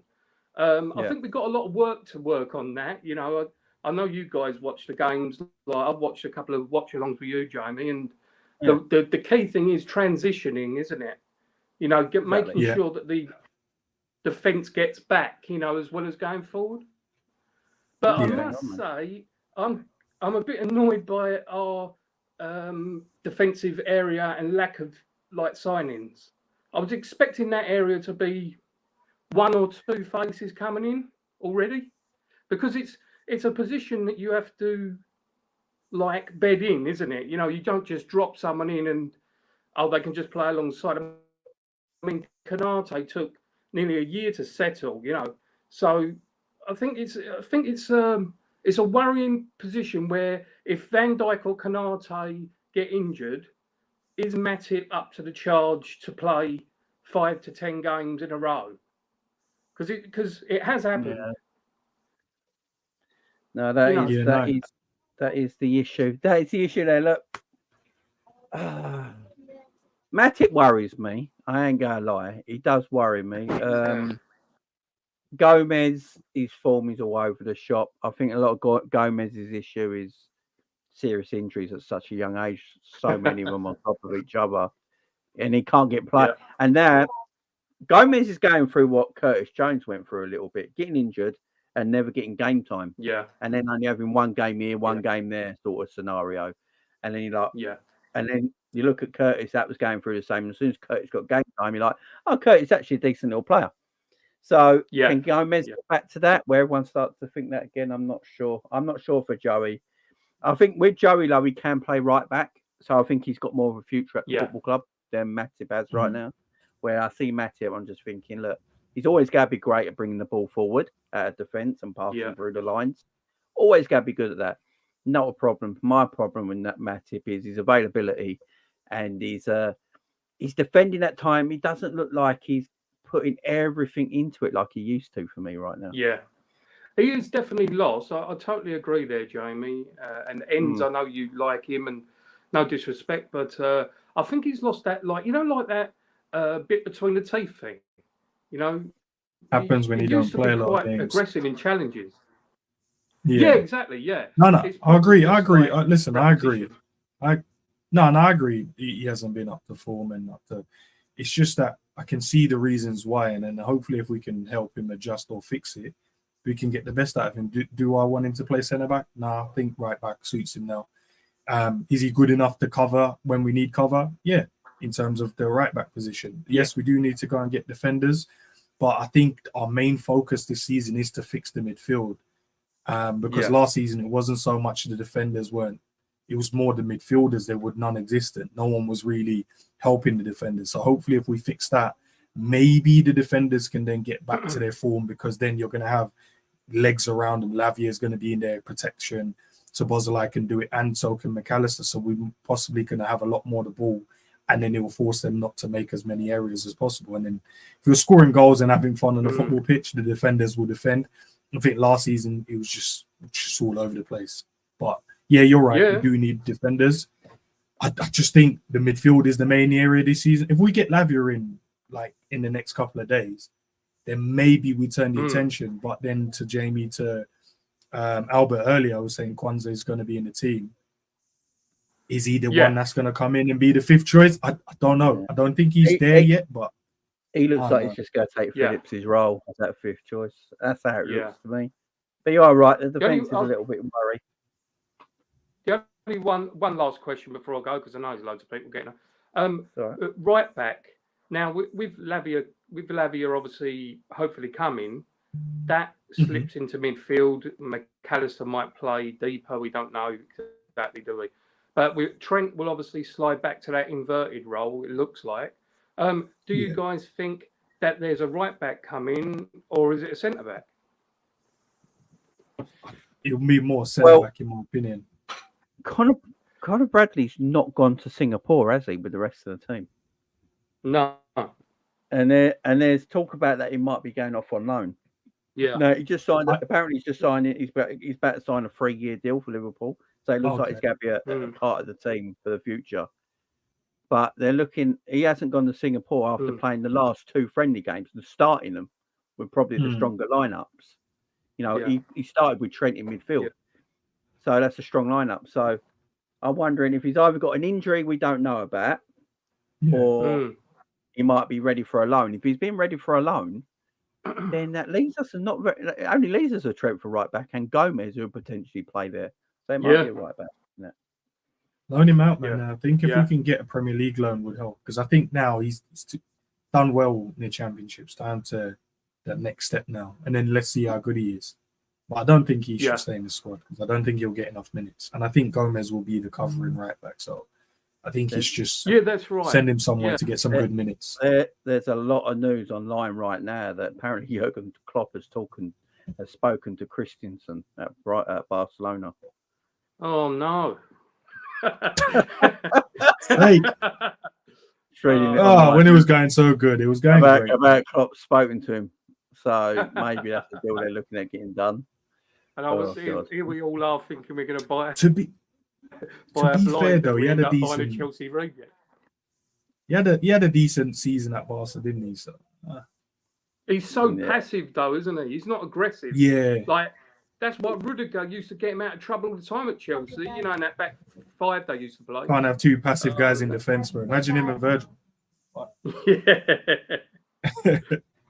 a Canati in there. Shall we, shan't we, brothers? Yeah. Yeah. Right, Gal, we're going to have to let you go, man. Right, Get the thanks a others lot. on. Thanks, Jamie. No See you worries, in. no worries. Big up, mate. Big up, mate. See you, mate. Pick up the Gary there, right? Let's get Gangan D. Big up Gangan D. How you doing, man? Yeah, how you doing, Jamie? You all right? Yeah, doing good, man. Doing Big good. up, mate. How's it going, Angie? Good? Chilling, bro. Good, man. Good to hear from you, man. Yeah, nah, it's been a while. It's been a while. So yeah, just on the Hendo thing. Yeah, Leaves a legend of the football club. For me, he's the second best captain I've seen at the club. No, I'm sorry, no one touches Gerrard. Gerrard's almighty and all elite for me. Leader on the pitch and off the pitch. Played in inferior teams compared to Hendo. The thing is, people are gonna come back with, oh, but he played with Alonso, played with Suarez, played with Mascherano, played with Torres. The problem was with the teams that Stevie played with, whenever there was an area that we were strong in, there was other areas of the pitch that we were weak in. And for me, I don't think he's ever played in a team where he's had an elite world-class back line and goalkeeper. No. And I reckon the 2009 team, like, the midfield was elite. The strike force was decent, I would say, with like Torres and Kaut and Babel. But the back line was good, but it wasn't elite. And Reina was a quality keeper, but again, he wasn't world class. I reckon if we had, let's just say, United's back four, or an elite back four of previous Premier League winning teams, you add that into that 08-09 team, we smoked the league that year. So there was always an area which we were weak in, where there were areas we were strong in, and that was just unfortunate during Stevie's time, and he single-handedly carried Liverpool, which is why he's always going to be top dog for me. With Hendo, as I said, he legend of the football club. Can't dispute what he's done. Won everything with us. For me, what I will say though is I don't think he was the same since the 1920 season. In terms of that was the last really elite level season he had, and then I think from 2021 he wasn't the same player. I think after the injury against Everton at Anfield when we lost 2-0, I think he pulled up, right? And then he was out for the rest of that season. I don't think he was the same since.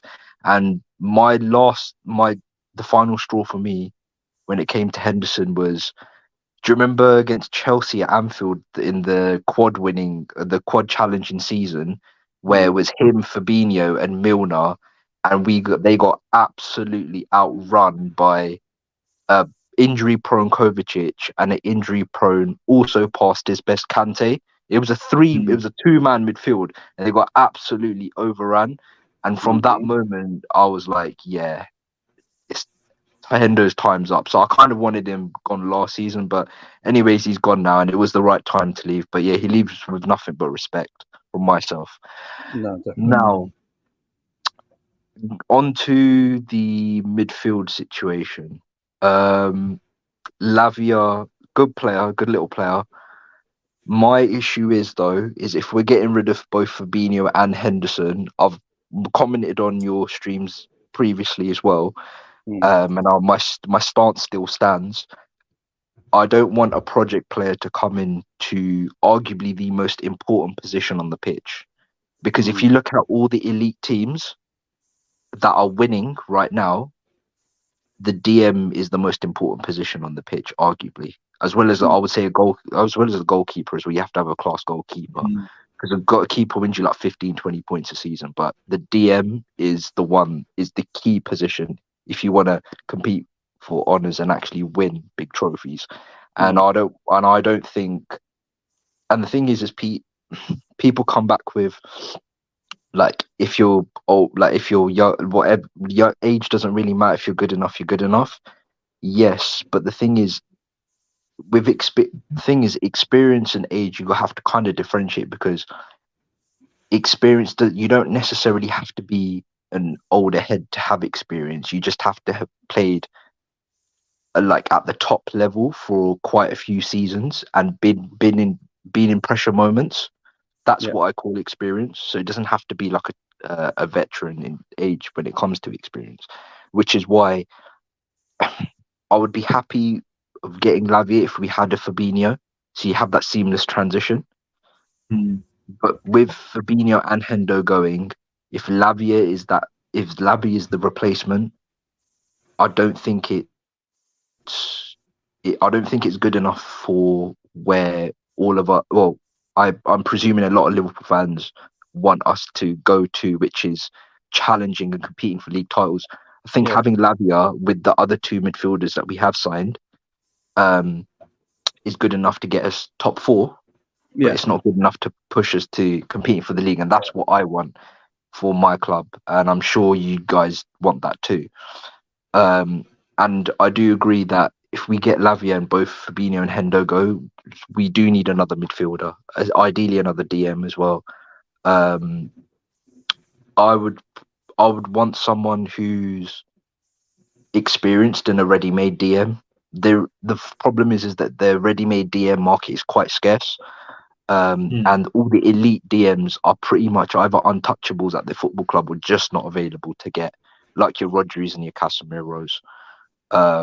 They're the creme de la creme of elite midfielders in world football, DMs in world football. But you've got players like, for me personally, the one that I would have wanted would have been Polinia, but he's now obviously got his injury and dislocated shoulder, isn't it? Yeah, dislocated shoulder. Because with Polinia, he's Champions League experience, Europa League experience, and has represented Portugal at multiple tournaments. So he's played at the highest level, and he is a veteran of that position. So that's who I would have wanted, and could have snapped him up from Fulham. Amrabat probably would have been my second or third choice, but I don't think he's as good of a footballer as a Polinia. I think Polinia can do what Amrabat can do and more, which is why I would have probably wanted Polinia alongside Lavia. Just to pick your brain as well, because I want Thuram, right? And based on his attributes, I've said that I think he could play in the 6 as well as the 8, obviously. And when you're saying we need an extra player, I'm thinking like cost effective. Could we get him in? Not going to be too much in terms of wages, and then he's still a young enough player to mold into whatever you need based on his attributes. Could he be a player you see could play in that 6 role as well? I'm not saying Lavia would probably start, but then you would rotate between the two, just based off his attributes. Potentially, yes. I don't know. It's just, do you know what? I like Thuram, but I see Thuram more as an 8 than a 6. To be honest, I see him more as an 8. He could probably do a hybrid of a 2. That's another thing as well. Like, I don't really like this whole molding thing that we do as well. Just sometimes, when you just square pegs in round holes. Sometimes I just don't like that. Just I don't pull up a player that just fits in it. You know what I mean? It's just Klopp. It's just what Klopp likes to do. Unfortunately, we can't get rid of it. But anyways, a centre back is also a necessity now as well. We can't go into the season with leaving ourselves short yet again. We've done that ever since 2018. For me, we've always left it one or two players short, and we've been chasing our tail ever since. So a centre back is key. I've got a question for you guys actually. Before I head off, where do you guys think we will do what's required in order to fully prepare ourselves for next season, to compete on all fronts? And what I mean by that is, do you think we'll sign to cover all bases that we need this summer? Because I have my doubts based on previous transfer windows since 2018. Yeah, it's next season. I think the way I look at it, I think Klopp's going to put everything in the Premier League basket. I'm not sure how serious he's going to take the Europa League early on. But you take it more seriously if you go further in it, and like you start to see the finishing line. I'd like him to take it seriously. I want to win Europa League why not? You're in it. You might as well win it. But I feel like he wants to get back into that top 4. I think that's the criteria this year. I literally think the criteria for Liverpool Football Club is just finishing that top 4 next season, and nothing else matters. And then go again the season after. I think Liverpool can have a decent season. I really do. I'm actually excited for the season to start. I think we've still got very good players in our squad. There's no doubt about that. We've still got a lot of quality in our team. Goals will come. It's just the defensive part of our game that I just worry about for the whole season, really. I think Europa League, it's just early on in the group stages. I think it'll be a lot of rotation. Yeah. And then the Premier League will be the everything. A bit like that year when Liverpool never got into Europe that year, and he put everything in the Premier League to finish top 4. Do you remember? And just ignored the cups and that. Yeah. It could be. I'm not saying that's the right thing to do, but it wouldn't surprise me. What about you, Enz?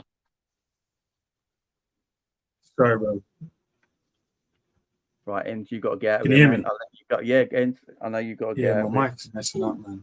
No worries, man. Hey, guys, I'm gonna have to take a rain check on it. I've got to run. I could only stay for a couple of minutes, but I'll answer the question next time I see you, bro. Yeah, I'll call, if you do like a call in or anything, I'll come on yours and I'll ask. Maybe I'll answer it there or whatever. Yeah. I appreciate it. Cheers, Enz, as always, Jamie, my man. Thank you for having me on. And guys in the comments, big up, man. Remember to like and subscribe if you're new to the channel as well. And go and check Enz's channel out after we finish it, guys. Make sure you go and check it out. Love, man. Thank you. See you later, man. Yeah, catching a bit, man. Yeah, and just obviously, lastly, before I go as well, I think currently as it stands,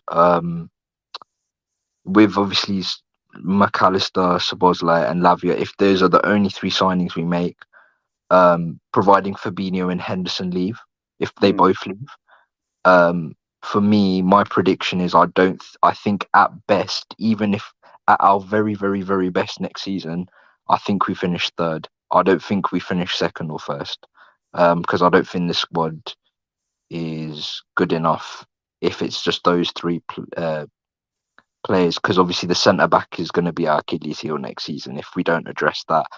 And yeah, I don't see us competing for the league, or even finishing 2nd. I think at best we finish 3rd, and maybe a cup run. Yeah. I'm realistic on it. I think City and Arsenal had very good seasons last year. I expect them to have very good seasons again. I do see a Newcastle drop off because of so do I. And Eddie Howe's never been there before. I think it's going to be big for him as a manager as well. So we see how they cope with it. I think Chelsea might start the season a bit. I think Chelsea will get better as the season goes on. The more they start to gel with each other, because they've got so many new players there. They all got to gel, do Poch's way of playing. They got no Europe, so I think they might start slowly. But as the season goes on, they start to gel.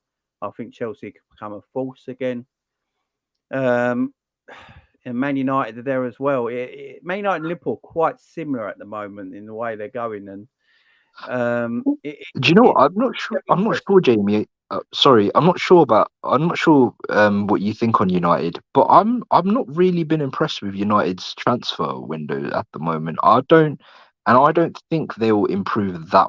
I think they'll either stay the same as last season, or might drop off a little. But I've not really been that impressed with United's recruitment. I fancy Liverpool finishing above United next season. Yeah, I think their recruitment, like Mason Mount, and they're after the young lad from Atlanta, ain't they? The striker, which is it's an interesting one. Who could be a very good player eventually, but yeah, but they've got a good goalkeeper in, and Ireland's a very good goalkeeper, and he's better than what De Gea has been lately. Although he does have the bozo gene in him, though. Yeah, it'd be interesting from United's standpoint. Well, I can't wait for the season to start, to be honest. I think it's going to be exciting. Yeah, I think it's going to be some good football, man. I really can't wait. I'm going to get the other guys on there. Big up. No worries, man. Cheers. Thank you Oh, for having me. see you later. No worries, my man. No worries. All right. Let's bring on these two gangsters here. Last two. How we doing, guys? Zabiri, it's been a while, my man. How you doing? Yeah, just going around the fan base, cleaning up the loose agendas and the loose talks. Been a while. How you doing? Well, Yeah. mate. Yeah, I'm doing well, man. I circled back. I got a chant and stuff, man, because I think we'll win the league next year.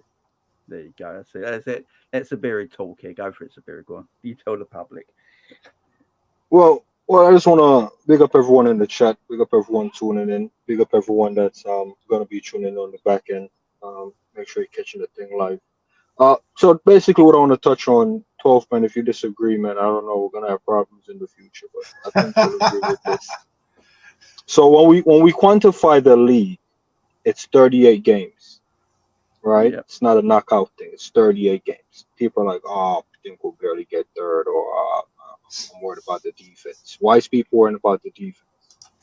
I don't see any problem with the defense. No one have a problem with VVD or Konate. So where's the defensive problem? The people on the bench. Okay. Midfield, I think we've did very well. Not going to talk about certain people or group, that run business very well. But I think we have a good team that can beat any team in the Premier League. So now if you're just looking off the face value of that, starting the season, we should all be saying we're going to win the league. Because if you win 28 to 32 games, you're guaranteed winning this league. You can't worry about what the other teams are doing. Because if you win all the games and they win all the games as well, that's impossible because you're going to play them twice. So at some point, somebody's going to slip up. Unless the team that won the league didn't have a great team. I'm not going to sit here and diss my guy Wes Morgan, same countryman in that. But he's not a great defender. Johnny Evans, is okay. So all you have to do is win your games, man. If Liverpool goes out and win every game 3-1, 3-2, 1-0, no one's crying about the defense. Even if we're winning 4-3. If we win 10 games 4-3, are we really going to be crying about the defense? That's 10 wins. Yeah. I mean, so I'm going in this thing, man, saying we're going to win the league, man, because we have a comfortable team and the team has never been this balanced between defense, midfield, and attack. Usually it's defense is good, attack is good. Midfield is so-so for about 7 years. So with a so-so midfield, we picked up about 7 trophies. Team is finally balanced. I'm going all in, man. I'm saying we're winning everything. I love it. I absolutely love it. 12 right. man, what are you saying about that? Hey, looks like I got a new bestie. Cause hey, I'm telling you, man. Let's go. Wait till before I jump off, I'm gonna drop the chant. No one heard this chant yet. Coldest chant in LFC history, by the way. Okay. Yeah, I've already been clipped up by saying that the Europa quad is my ideal pursuit this year. So yeah, I'm on board. I was just my biggest question or thing I was going to bring up was I get that we're all so focused on what Liverpool is doing, but realistically, what is the rest of the league doing as well? Like, as in, are we losing so much pace or losing so much ground to these other teams because of all these acquisitions or all these players that are just all of a sudden going to be like implemented and make them that much of a sustainable difference between our club? I don't think so. So I think that we just added two of the best, two top-notch midfielders to our squad. Obviously, we lost 2 legendary ones, or possibly one, if not the other. And yeah, I'm on board, man. I'm not really fretting on where and what we got to face this year in the Prem. More so, I'm just worried about staying available, being fit, keeping our availability with our players. And if we can do that this year, I think we contend on all levels. I'm loving this talk, guys. I'm loving this talk. Well, what do we think of the Lavia stuff, guys? You reckon it gets done? I think I'll answer for Zabiri. Yes. What I was going to say is that, you know what, I think that it's a very interesting dance that we're a part of. I've said it time again. I believe I said it on your show yesterday about how look, City somewhat handcuffed Southampton in this 40 million range, you know, and the sheer fact that we offered them 35, and now we had to go back in with another deal because they're just trying to milk and try to get as much as possible out of us. And the sheer fact of, you know, there's been so many times that people have said that we've kind of taken advantage of them or maybe gotten over by doing the same to them. So now this is their opportunity to try to, you know, utilize the fact that we do need a DM, or we could use a DM. And we know that the fact is, hey, you know, there's other teams that are out there really looking for a DM. Because I've said this too before, and Zabiri, tell me if you disagree or who you would say, but what DM out there is out there in the youth range? What DM is out there in that, you know, 17 to 21-year-old range, you know, of a youth player that is going to be able to be put into this lineup and contribute consistently, understand the system, be able to just, you know, blend in with his teammates immediately? I don't know. With the Lavia thing, he'll be a good acquisition when we get into the business aspect and the gamble City took to say, you know what, if this guy comes good for you guys, I would like to take him back off your hand for about 40. And what that does is, now that they've been relegated, whether he stays there because no one is willing to pay the money, there's no guarantee he himself would have a good championship season to be worth 40. So then City might be like, well, it's a good thing we didn't buy you back because you're not even worth 40. You see you in the championship stinking up the place, you know, because head's gone, mentality's not in the right place, you know, body shape, all that good stuff. So he might not even be worth 50. The fact that he had a good moment and Southampton are like, well, look, we don't have to really sell him right now because he has a contract to honor. And then we know if he's of value next season, we already know one possible interested target, which is 40. So I think that's what that buy block kind of does. I don't think it's like City strategically put it in there because of other teams. It's just a good business move on their part. As far as the other options, I don't understand how in one moment we're praising the manager for being a great player manager, and we're taking away from the things that made him who he is and why the fan love him so much. He's touted as the greatest man manager. Yeah. Most fans probably don't like to hear the rebuild thing. This guy always look for solution within the squad before he goes out into the market. So this is who we have. I'm not really complaining about his good attributes when it goes bad against us. But this is the guy everyone is championing. Jurgen Klopp, great man manager. Why wouldn't we want to trust him if he said, you know what, guys, I know you've never seen this coming, but you know what? I can mold Trent into the 6 that you're looking for. Why wouldn't we trust Klopp on that? Why would we go, nah, man, Klopp, you're sick in your head, get out of here? Is that when we're going to draw the line? Because I don't think that's a good time to draw the line. If Klopp says, you know what, I've taught a legendary midfielder in Thiago on how to run, surely I can turn him into a destroyer. Why wouldn't we trust Klopp then? You know, if Klopp says, you know what, I've seen Jones in the 6, I'm just going to spin this thing in his back and I'm going to turn him into the best 6 you've ever seen for the next 4 or 5 years. Why wouldn't we trust Klopp in this moment? Why are we going like, nah, Klopp, yeah, shit. If that's the time we're going to draw the line on Klopp, I'm going to have to draw the line on all of you fans. So if the manager is looking within the squad for a possible solution, 12-man versus in the market, because let's be honest, the market isn't great for us right now. We've already gotten 2 quality midfielders and, you know, by various means. Pulling on a third one on a good deal is looking unlikely. And then pulling the third one on an overpriced bid is definitely, it's not on the table. We're not going to go over the top. We already got 2 great deals so far.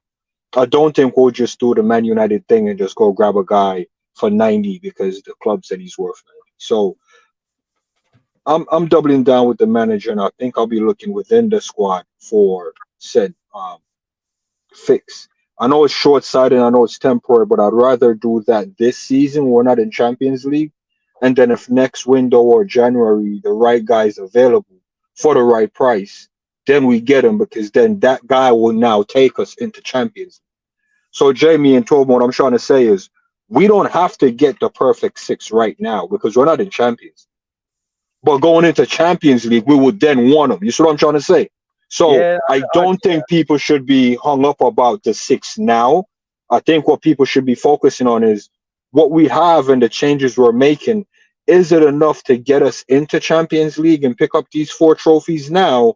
And then, you know, the next window or the next summer, whoever we get would be like the ready-made article. Or if the guy we remolding this season, what if he just starts firing and we're like, you know what, we're actually good?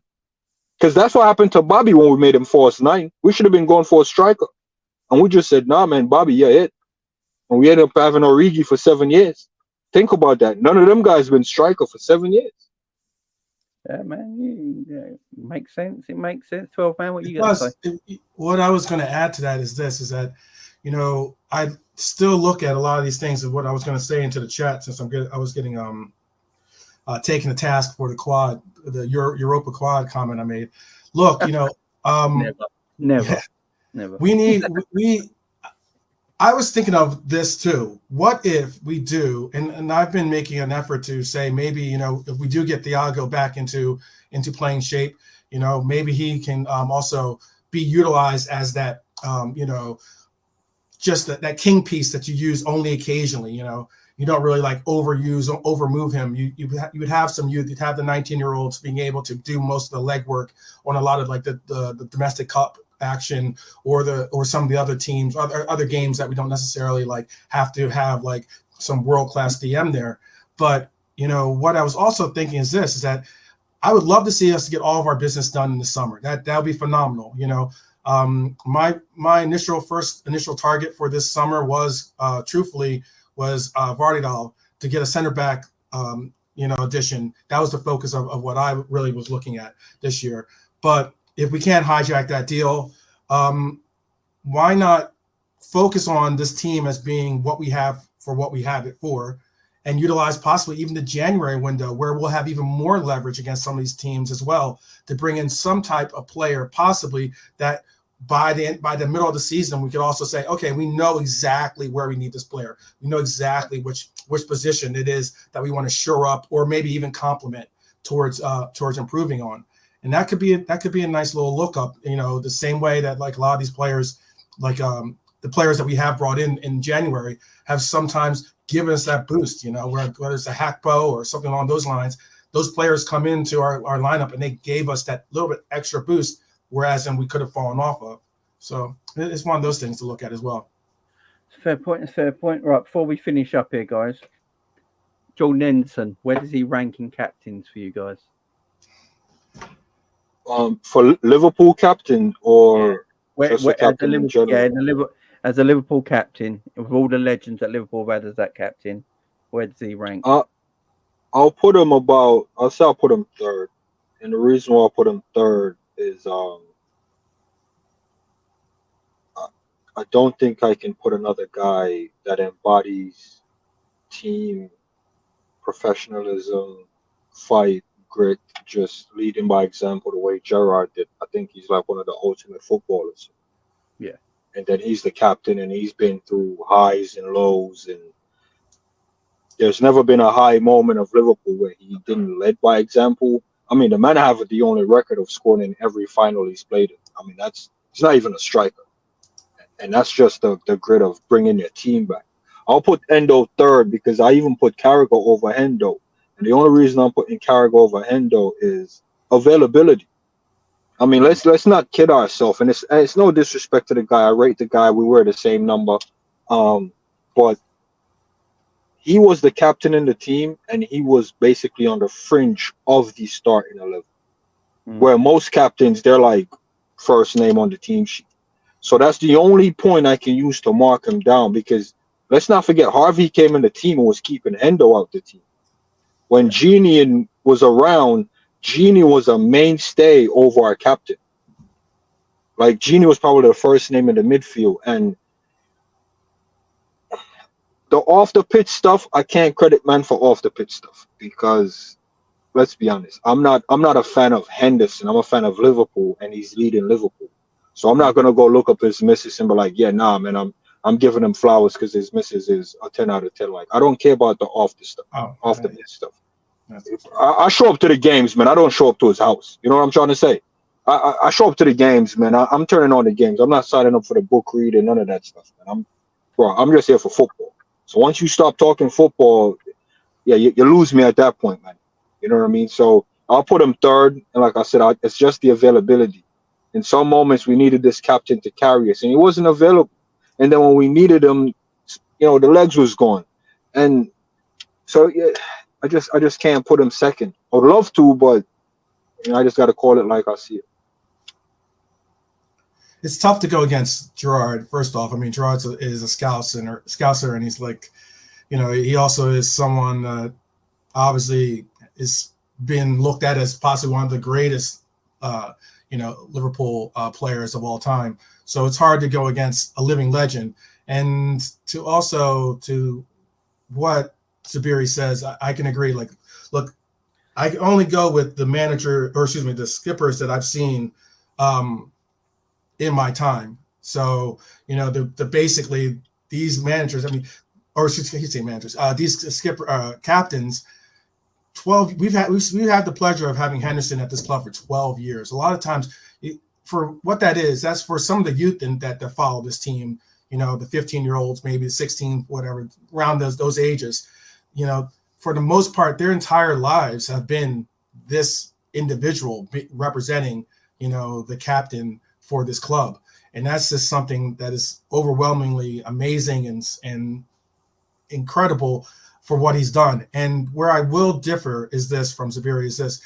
I definitely think that a big portion or a significant portion of being a captain is your conduct and your character off the field as well.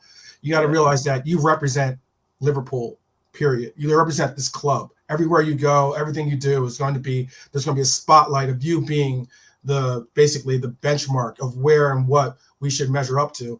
So it's a difficult thing to do. Let me ask you this question, because like everyone has their opinion, and I said third, and I gave my points as to why I put him third. And most fans, Jamie, as you're in the spaces, you're probably seeing how they were slating him before the tribute videos came out. I'm glad they finally came out, because if the tribute video never came out, I think he'll still be getting slated. Yeah. When we won the league, I would say Mane was more important than Hendo. I'm not trying to belittle his importance. I just want to show you some. Yeah, as a player for the team, right? So even though he ended up one-upping Gerrard with one trophy, Gerrard was vital in all those finals. We've lost 2 Champions League finals. You can't tell me what Hendo did in none of those finals that we've lost. That is the reason why I'm trying to tell you. The on-the-pitch stuff, I'm not disrespecting the off-the-pitch stuff. It definitely had value to character, but value to team and captain and important. And off the field stuff, it didn't cost us the Champions League. On the pitch stuff. And I remember being 3-0 down in a Champions League final, and Gerrard just bring the fight back. Right, but at the same time, real quick pushback is that I understand the off the field might not matter to a lot of people, but I believe that off the field as well as the locker room is important, and being able to command the presence and authority of being the captain is a difficult task to hold, because there's a lot of egos in a locker room. There's a lot of players that think that possibly they're all leaders, possibly in other attributes of their lives. Those things are difficult to then say, okay, I'm a general, but now I'm going to go to this other general and concede that I'm going to listen to him. I'm going to allow for him to lead, even though I have leadership capabilities of my own. I think that is something that is tremendous of what Henderson was able to do for his run here, taking the band from possibly, again, one of the greatest captains and one of the greatest players of all time for this club, to take that mantle and continue to go on. And if anything, with the accolades that he's won, push it to another level, where bringing a title. And now, one thing I'm not going to say is he didn't solely do it on himself. He didn't put the team on his back like you're referencing in the 2005 Championship League final, like Gerrard did. However, there are times when you've seen the fact that he demands such excellence and such high levels from his fellow teammates on the pitch. You have to give him credit for that. You have to say that he's keeping the team well well knit, well together, and able to progress towards a goal. And that's why I say he's definitely Can I ask you a question, Jamie, on this topic? Go on, quick. What area do you think Hendo did the most, on the pitch or off the pitch? Now, this Hendo captaincy stuff's really difficult because let me just go through the Gerrard thing, what you're saying first before I get to it. Gerrard's aura is on another level to Hendo's. We all agree with that. You know, Gerrard's aura is different. You know, he led by being a player and a captain. You know, you watch the guy, you look at all the foreign players that came to Liverpool and were led by Gerrard. Look at Fernando Torres, the way he talks about Gerrard. He just, you know, he's a leader. He's just that. That's what he is. Hendo is a leader that can't use his attributes like Steven Gerrard. So he has to try and be the best that he can I've always said it with Hendo, he got the best out of his attributes that he had when I've seen players that are far better than Henderson not getting near the potential they should have, that Henderson got the potential where his abilities gave him. And as a leader on the pitch, I think he was fantastic. You could say, was there players in our team that could do that captain job that had better abilities? Probably. But what Hendo's captaincy went on and off the pitch, as you said. You know, he was captain when he went to bed at night. You know, you know what I mean? He was that sort of captain. That's what he was. You know, he was a captain off the field. You know, Stevie was more of the captain because he's Stevie Gerrard. He's Liverpool. You know, I think Hendo's captaincy, he had to be more off the field, because if he weren't more off the field, I don't think he was succeeded as captain on the field because he took it from Stevie. So he had to branch himself out a little bit and be a bit more of this outsourcing. Yeah, like an English leader almost. That's what he was. That's why I always said he probably should have been England captain, because the way he is off the pitch, you know, the way he is. So it is a difficult one. But before we go, look, let me just read out some of the best captains in Liverpool history. Yeah, sure. Emlyn Hughes, 1973 to 1979 under Bill Shankly, Bob Paisley, tremendous. Yeah. Ron Yates, Liverpool captain under Shanks, getting promoted, wearing the red kit for the first time when Bill Shankly said he looked about 8 foot tall in that red kit. You know, what he went through. You know, Ron Yates is also a scout for Liverpool as well. Tremendous captain. Tommy Smith, Phil Thompson, between 1979 and 81. Famously, Phil Thompson won the European Cup and went to bed with it that night. You know, Graham Souness won the European Cup on his last ever day as Liverpool player, and then left for Sampdoria, was captain of Liverpool for 2 years.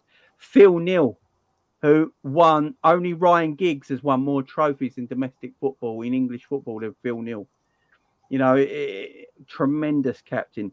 Alan Hansen, when I started first supporting Liverpool, he was the captain for Liverpool Football Club, was Alan Hansen. Tremendous leader. He was captain a few times because Ronnie Whelan took the captaincy off him for a little bit. Then 1991-93, Mark Wright, John Barnes had it a little bit rush. But then you go to Redknapp, who was captain from 1999 to 2002, Paul Ince, 97 to 99. And then obviously Stevie Gerrard, 2003 to 2015, and Jordan Henderson.